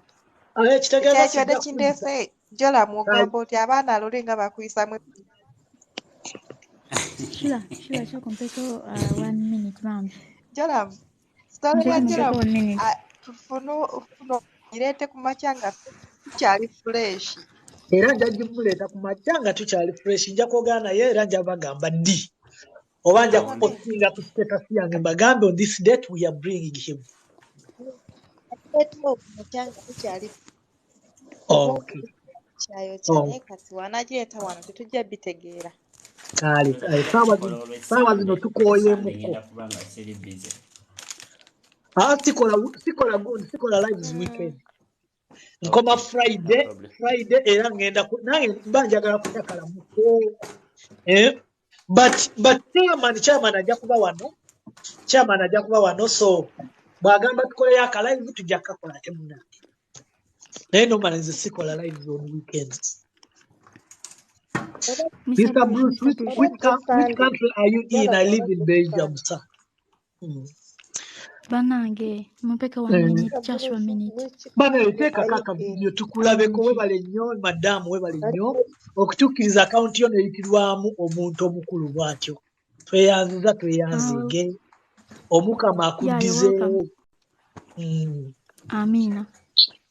Mbadde ngamba oli omwami tebandike oli alabika abambi tamanyi bya inbox nga tabimanyi. Maybe like you give him your number, then you call him and talk him like oyogere naye what?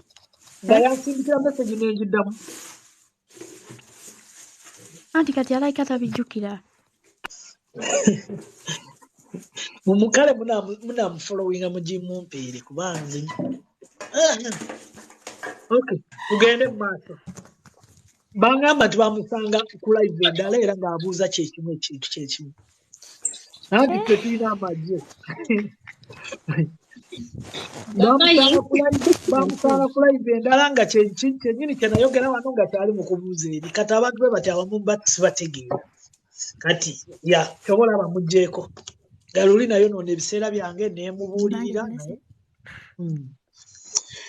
Wangi madamu Penny. Ndi bulungi naye mama oli otya? Penny ayogedde. Wino gamba otya musimenta. Bana mufollowinga YouTube mufollowinga zino videos ngende muzipostinga. Papa wakuba nti ndi mulwadde. Ayise nga seetegeera.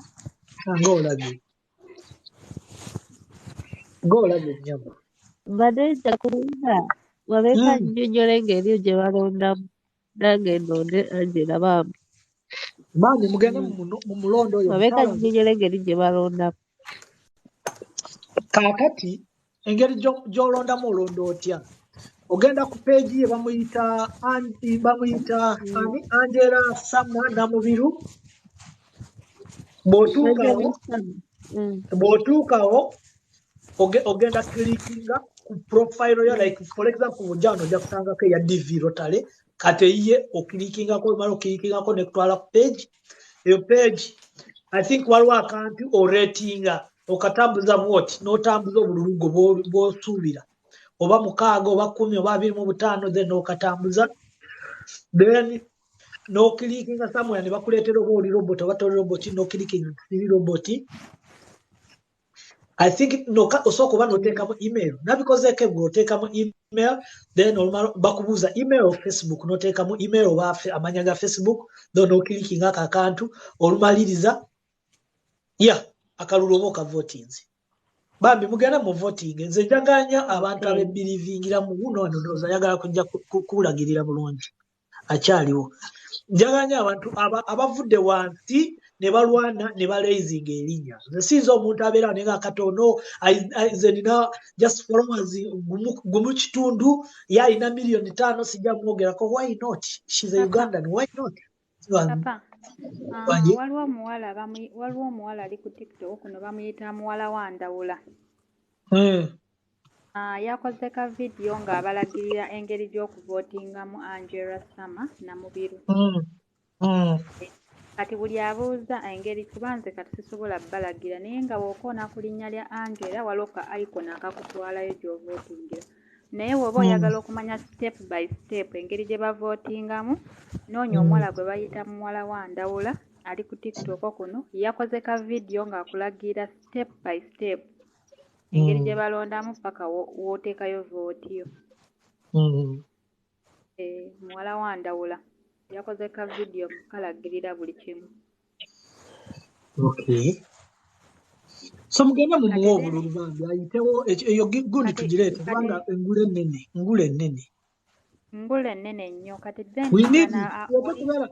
tuleke kubeera nettimu oli bw'olanga omuntu agenda kuyitawo tomanya ate mulaba bano bagundi bajola bakwikiriza abo tuba tuyise wala naye Katonda munanga alina engeri gyatusitulamu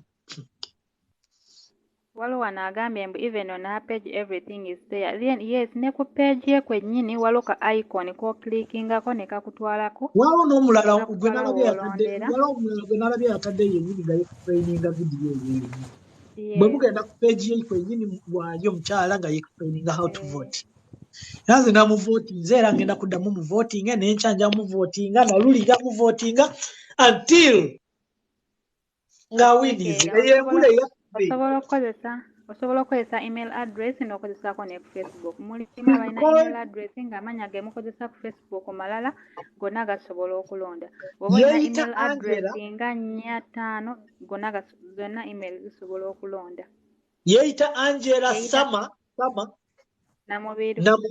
Yes. Namubiru. Angela Sama Namubiru. Naye mumunoonya ajje wano njamusindikira mbe mmijja munoonya simanya I don't know. I don't have her contact naye nandibadde munoonya najja. Namulekedde gunde comment. I hope she read it or maybe she's busy. I don't know. Singa abagirabye abasobola okujja wano n'asaba akalulu yennyini omanyi abantu abamu baagala kulabawo baagala nga balabyeko. So yandize nagendako ewa chairman nagendako ewa Lydia. That is a big following and a following that has network. So yeah, byebyo ndowooza banaye muleke tusomeko keno weekend chair class monitor bana Papa wasibyootya bulungi bannange nze kwebaza ne bali mukwabwe okutuukiriza mulimu yeebale nnyo kyatukoledde leero manyi kigenda yamba bangi nnyo nkimanyi kiyambye bangi nnyo abadde batamanyi era nababuuza ebibuuzo ndowooza abafuna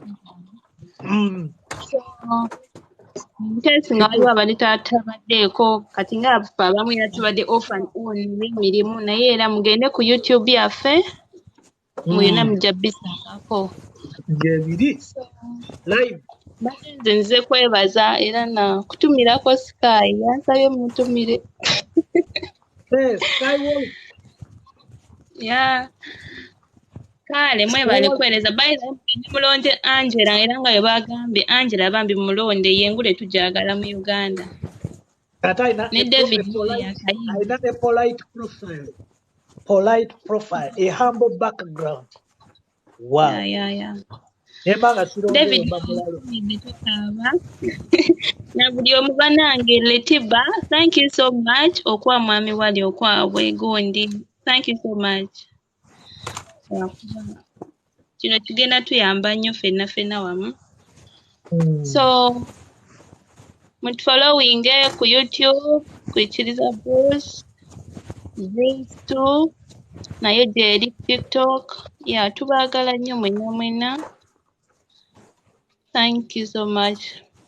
Papa ndabira naalongo mugambo n'okala nnyo. Njamukulabira. Hi Uncle Dennis, how are you my brother?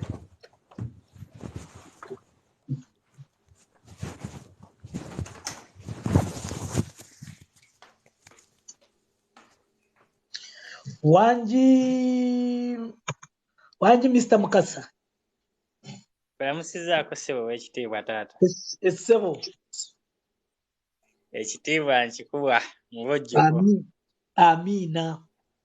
Leero lubadde lunaku lwa Juma nzize leeti. Wedda kwendi naye nasoose mu kusaalako.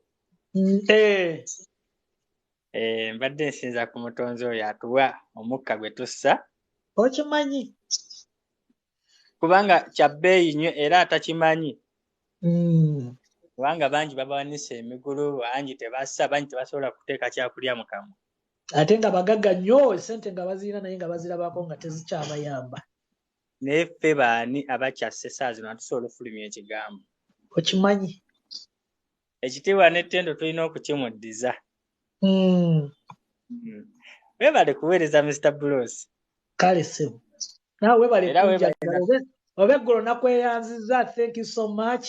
Okunjagala. Ate zalina okwebaza.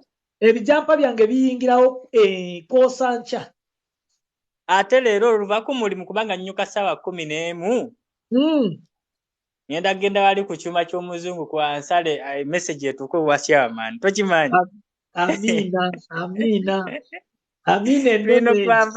Tulina okunyuma bannaye mwenna abali ku mukoto guno. Bannaye twambaze chairman. Kino kiki kyenyambadde kiki? Kino kiki? Bigambo biri wano tumanyi nga bakinseera naye kiki? So naye bweteekako one love we preach. It makes sense. Okimanyi? Omanyi tekitegeeza? Nze abaana nabagambye nti ebyo bitono bikyajja bingi. Bikyajja zikakane. N'ogwo okimanyi nti omuntu osobola obutamuwa ssente naye n'omuwa amagezi n'agaggawala. Bangi betuwadde amagezi nga batusinga n'obugagga kati. Kakati kya bbeeyi nnyo ky'okola. Magezi gokka ng'alina ssente ng'alina avenue just n'omuwamu amagezi n'agaggawala. N'agagula n'agagga. Kati nze mbagulidde jampa. Ezo jampa si bulamu. Ssebo taata. Amiina naye nze nasanyuse nnyo munnange. Munnaye naffe tusanyuka by'otugamba kubanga ebigambo by'otugamba bikyusa obulamu bwaffe. Kubanga tutusaba ssente. Ate ne tukusumbuwa. Abamu tulwawo okutegeera. Naye era n'ogezaako oku understanding embeera buli muntu. So ekyo tewali asobola complaininga wallahi. Amiina. N'omwami gw'otulaatedde wa airport bambi weebale nnyo weebalire ddala. Ono si wa airport actually. Ono akulira ebibiina byonna ebitwala oba kampani zonna ezitwala abantu ebweru. Actually spokesperson. Ayogerera ekyo kibiina ekitwala abantu ebweru. Naye era tufuna ekintu atunga abo manyi gwe kiba kya bbeeyi nnyo ku mukutu guno. Kiba kya bbeeyi. Naye abantu eno TikTok baali bagikyawa nga balowooza ebeerako abawemu, ebeerako ebyokuwemu, kuvuma, kwogera ebyobusiru, kulangira, kuvuma, kukola ki byonna eby'obusiru by'omanyi. but now bwetutandika okugiraga bano abantu ntosobola okuleeta spokesperson n'omukyaza wano n'ayogera so okuleeta mp n'omukyaza wano n'ayogera so okuleeta president n'ajja wano n'ayogera ebintu n'ayisa wano eddoboozi then abantu tujja kukyusa perspective ya TikTok. We are going to change the perspective of TikTok. Tutandike kumanya ekitegeeza kubanga kati for example omwami byayogedde wano okubiteeka ku radio oba mu mawulire bajja muwa just eddakiika emu bajja kuŋŋaanyamu obutono bwayogedde obukulu kati information endala oba togitegeera naye balina budde bw'abannayuganda alambulira bulungi ate n'akunnyonnyola n'ojja n'obuuza n'addamu n'akunnyonnyola so ate bw'okuba ku radio bw'abeera ku radio okukuba okuyitamu kiba kizibu naye wano it is just a matter of click and you talk to that person so tujja kuinkurizinga zino programs bonna ebitongole nze mbagambye nti ne minisita wa Labour mu UAE United Arab Emirates tujja muleeta wano tunnyonnyole lwaki abaana batuukayo abasajja ne babaleepinga lwaki omwana bw'ava mu kiyumba n'adduka n'agenda ku poliisi bamuzaayo ajja kujja wano atunnyonnyole mutunule muteekeko amaaso ago abiri ate nga kijja kuba so ku TikTok anoonya abeeyambula abakunama wano yitawo buyisi ate nange embeerayo nno munnange ate nabyo okimanyi nti binyuma nze nange embeerayo nze mbeera sebo nenduuliza neeseka n'okuseka so kati it is like bagiyita batya bagiyita specialization senga nze nali ku university nga senga kojja kimbo wange bajja ku university nkoba za mbogo nengenda ne mbawuliriza byonna byetaagisa mu society bayi nanti Mr. Bruce yate party naye gyeringa yo TikTok bagikozesa like byabuseegu just like abo babasomesa nga ggwe nabo baticha nga ggwe naye kakati gyeringa wano oliyo walaba bino byakusomesa genda bweru bikikola biki ayitawo buyisi kituufu naye singa oba ofunye akatebe n'otuula madamu Nuliyat ondabiranga Haji Nuliyat omundabiranga mbaagala nnyo kubanga ebintu by'omwogera sometimes bizimbira ddala not sometimes all the times Mr. Jeram naye mulamusizzaako bambi sitole yeekanga naye kasita yafuna achievement tujagifuna eyo sitole mu bujjuvu yonna ate mulindeko eyange njagiteekako simanyi oba naayita eyange yo jja n'abakabya mujagamba bannaye kisoboka yes kisoboka osobola kuva mu nfuufu n'ofuuka something kisobokera ddala era aba bagamba simanyi bw'oba tolina degree tosagenda bweru huyo agenda kufuuka nani wanji Mr. Smart Money sokoteekeyo Smart Money sokoteekeyo ogulaba ogunene erinnya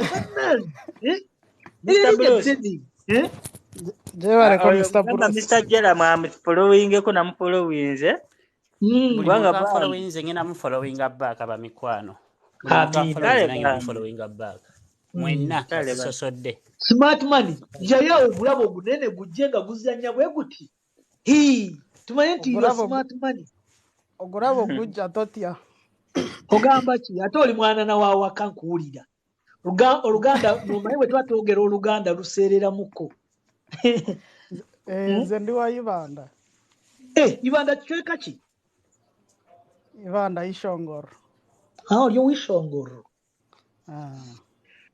maawe nibamuzaala Kagongo Kagongo ko ehona nimba manya Rwenjiri Kagongo Rukokuma kombata gwenda bisho ni nsime mpereza yawe tata wanje alina wambarara Nyamitanga ntwire mu comment section ni nkurra ni byinje binyagira ariwe amina webale kwega nagira nteri izuba reka amazima nanye nyambuke hayiguru mpisi yo kusima kwanje ahori webale munonga webale kuhuliriza webale kwega abo kubana program nyinje zinakwenzere ngo nyenyigiremu Nyamitanga omuka hati Nuliyat abo umwana omuka Nyamitanga okuruga Katete kuza Nyamitanga notambuza ebigeri niyo cyaki yito etuli hi so nakyakujja nti ine program naye nkabe niyenda nze nyigiremu konka mbe nkiri hanu yakata ndikwenda ngu at least nzitandike nahikomuka so ekyo nikyo kikyankwatamu kakye kakye hati nikirungi hati noleba okutambura ogwo mwaka abaana nibakutambura hariho n'abakuza kufuna visas next week abaha hariho abakuza kuzifuna next year okutambura mbwenu ko tukahwayo mazima. What you need to do is one, just save your money okiplanning yo kintu kirungi kandi nabwo okupapa obigwamu. Yes, so okupapa then obigwamu ekyokuza kukora iwe planninga omanye nti nyine emyaka yanje ebiro mu nsiko ogicape okole sente zawe zibiike orabe mazima. Turuhaha, we are here to stay. We have been here now 2 years. Wahadi Saudi hachikono. Ekitaboneka ramu mbyene samani steps zona ni nzineja mutwe ahesha yona. Adiwe Julia tukaba mwana w'umukaranga wanje. No manyo muzeyi babiyembe tatubwebire muzeyi tubwebire oramuhunyireho. Muzeyi tubwebire Martial tubwebire oramuhurireho.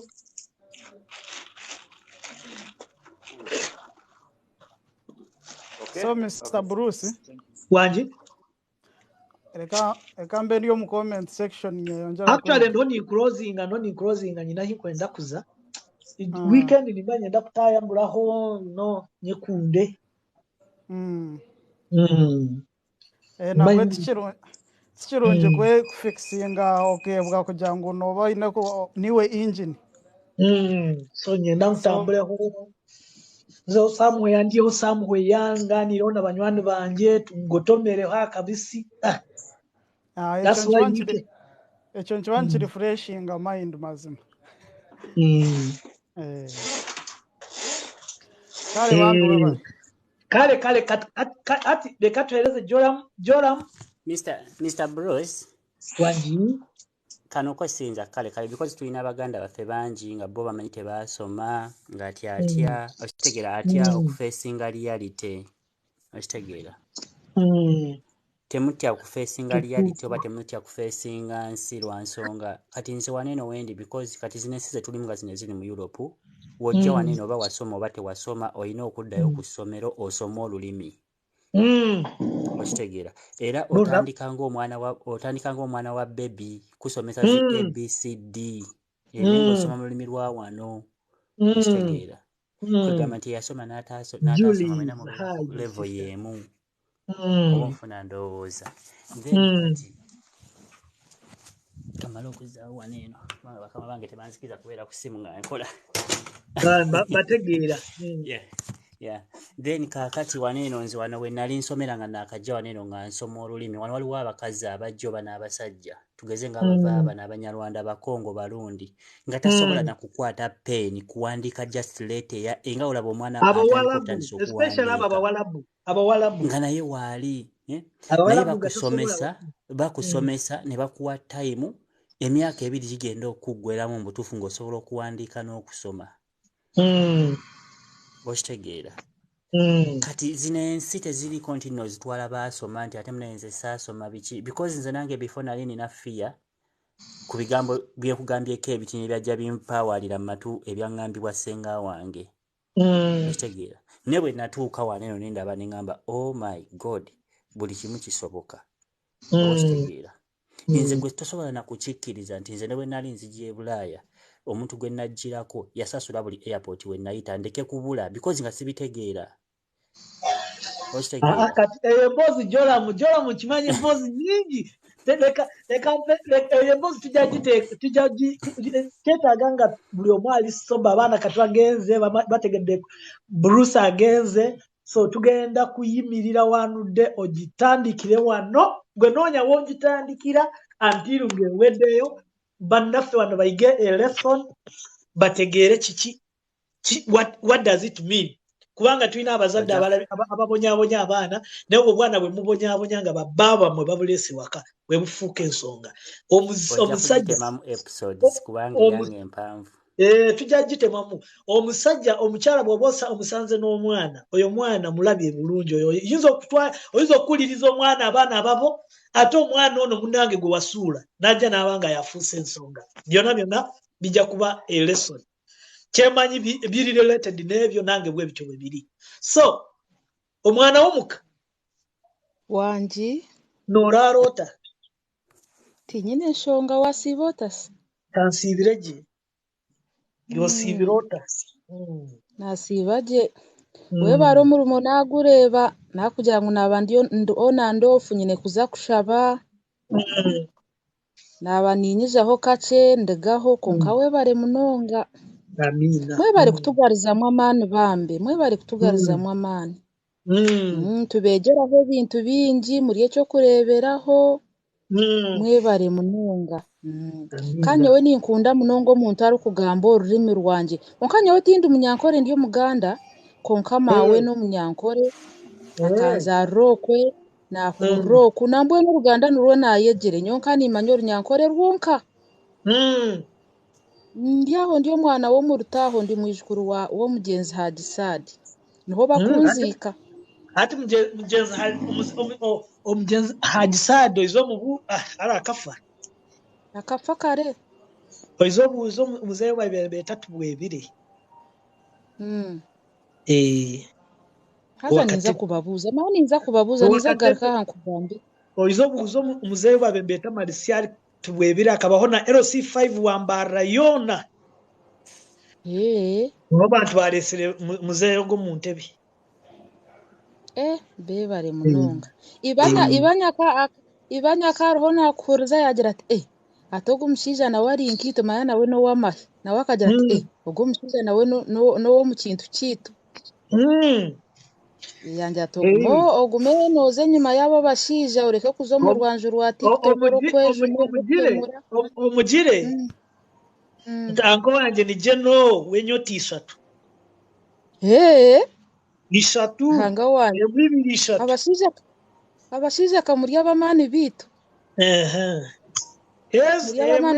muri abamaani konka Ruhanga kabaho omugisha kabaho obusinge timukwehanika mwine emicwe agaruhanga mwine emicwe nyowe tinkukira kutemba akatuuti k'abantu nimbitiina ningumayo oko mu comment ninga for you page mpurikiza mumaache y'amaani wiitu natugira ati muhurikize atumureke kugamba munonga muhurikize it is very important yes mwebale munonga mwebale kutukunda mwebale kutwegyesa bambe amina kare bambe nakwakura ntukunda munonga barogo nayatula izina lyanko wanje batekwa babalinka bomunywani natekwa banamumanya tinkumanya munonga ebintu byenye tinkubiza munonga that would be for another day yes konka webale kumpa omugisha kukwakuraho bambe webale munonga webale kutwegyesa twayega bingi erizooba nitwe nitwenda kwija okwe konka turi abazaire b'abaana bato tukwenda kubasiga nyuma tutakabatebeekaniise kurungi kare webale munonga musiibegye banywani banje kare bambi Madam Noah Hajati Nuriyat nze Nuruddin I'm Nuruddin nabonye addressing ano nga Nuruddin I'll be so happy because I told you why wangi Mr. Medi banani muje kunsubiza bano bantu bano yes Mr. Bruce babara kumpaka gisagamba hapo ababonye bakamba abanyankwe munda mutyeho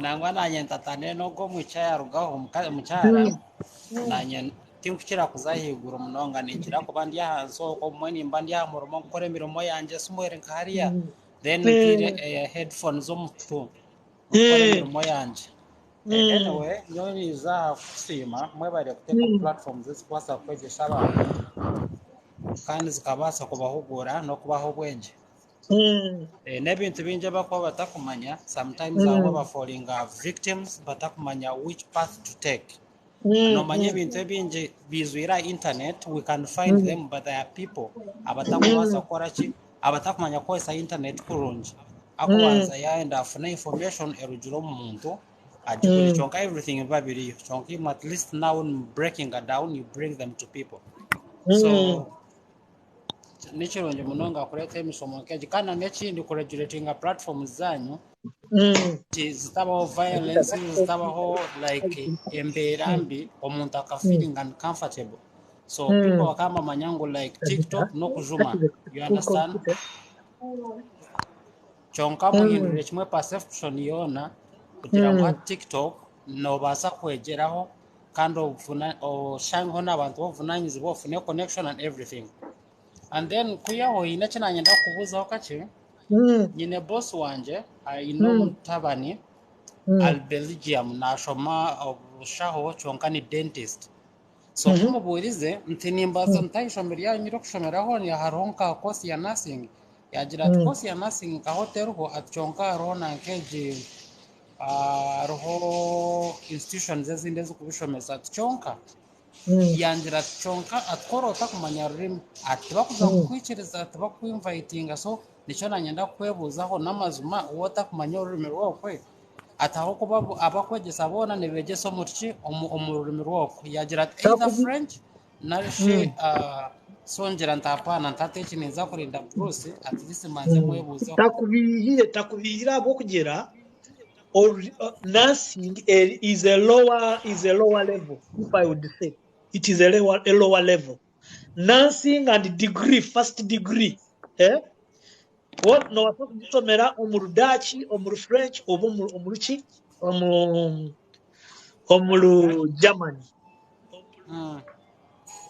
but there are few universities ezikusomesa bachelors first bachelors in English few universities like KU Leuven like what but for masters then it is different for masters you can get too many universities here teaching in English okay okay nakuchenga so nti akwenda kwizoko okushoma oyine kubanza waegorrim no ekyokora no yano tahe then no soma porampora kale ebe bindi noza kwiza mu inbox tubiganire ine muri gamba kale mkamanje you can be like Joram Ruhura you can be like Joram akakwata yagenda Sweden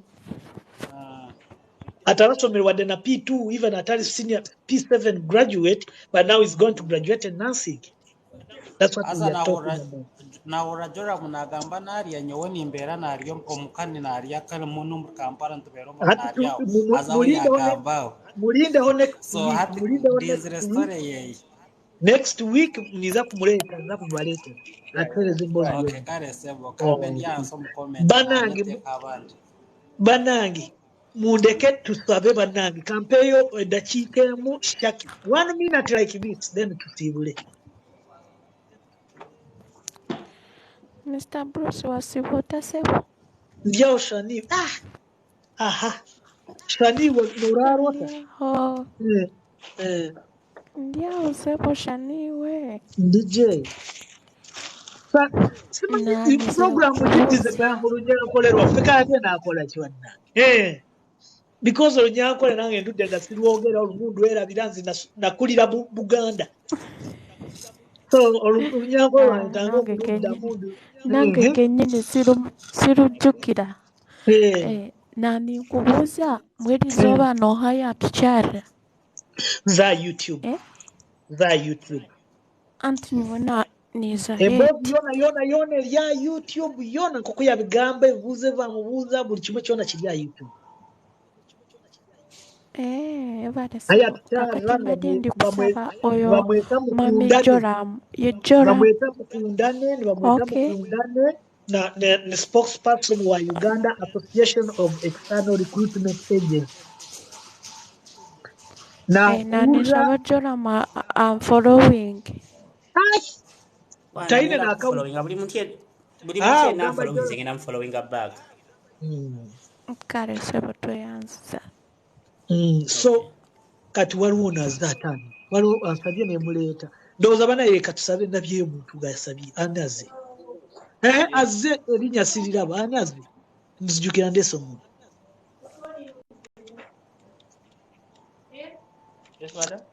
nkuwaayo eddakiika emu tugende gwe ensembyayo banaye sireeta muntu mulala aba request sigenda muleeta.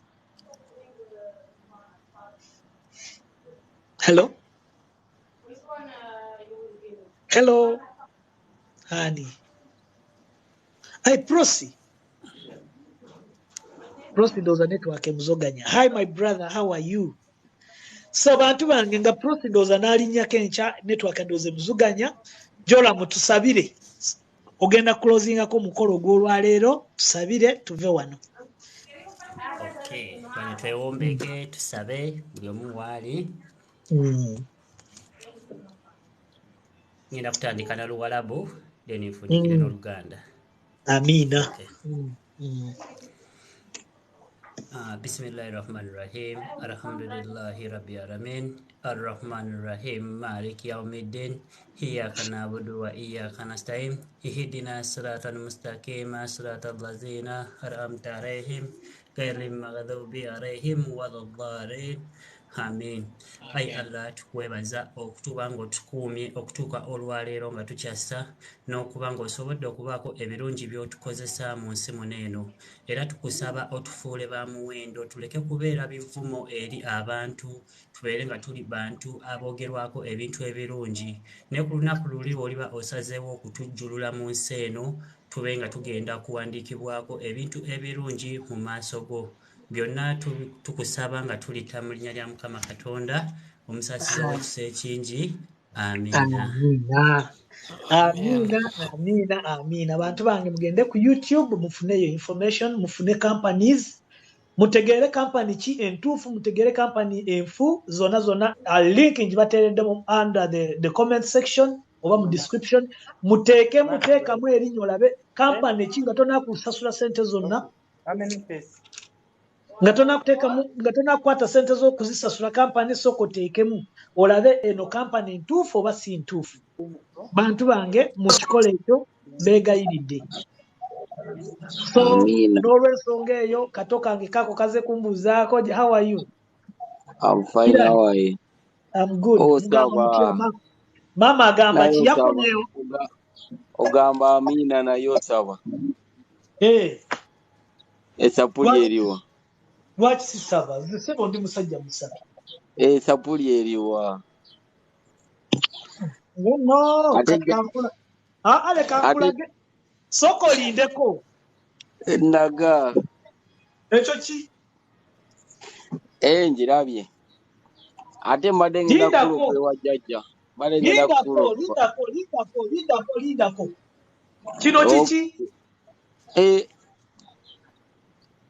Ono singobya n'ameddeewo. Mbadde ngenda kulopewa mukaaka kube. Ate omumanyi musabi. So kati nze ndi musajja musabi, nze nakula n'abasabi, nze ndi musajja musabi. Naffe tusabe. Obadde okyanga olowooza bwe nzija eno nno neerabira eddiini yange nedda. Seerabirangako ddiini yange ssebo. Mikwano gyo gyonna ngiramusizza. Amedeo n'engobya bali ku mulyango wano, esapula eri manju. Kale bw'oba ojja ng'oleeta bisiraani, Amedeo n'egundi babikwata, bw'obiyise manju, Bikira Maria abikwata ne Yesu. Mbalamusizza mikwano gyo gyonna. Ya labdi. So kale buli omu akuzeemu bannange oyo that is our last born. Oyo yasemba kuyonka ku bbeere ya maama wange. I love him so much, he loved me so much. So musobola mufollowinga. Ndowooza byebyo bantu bange olwaleero nze mbasiibudde olwaleero. Mwebale nnyo, mwebale kubeerawo mu bye. Katonda bankumire over the weekend until Monday same time. Bye.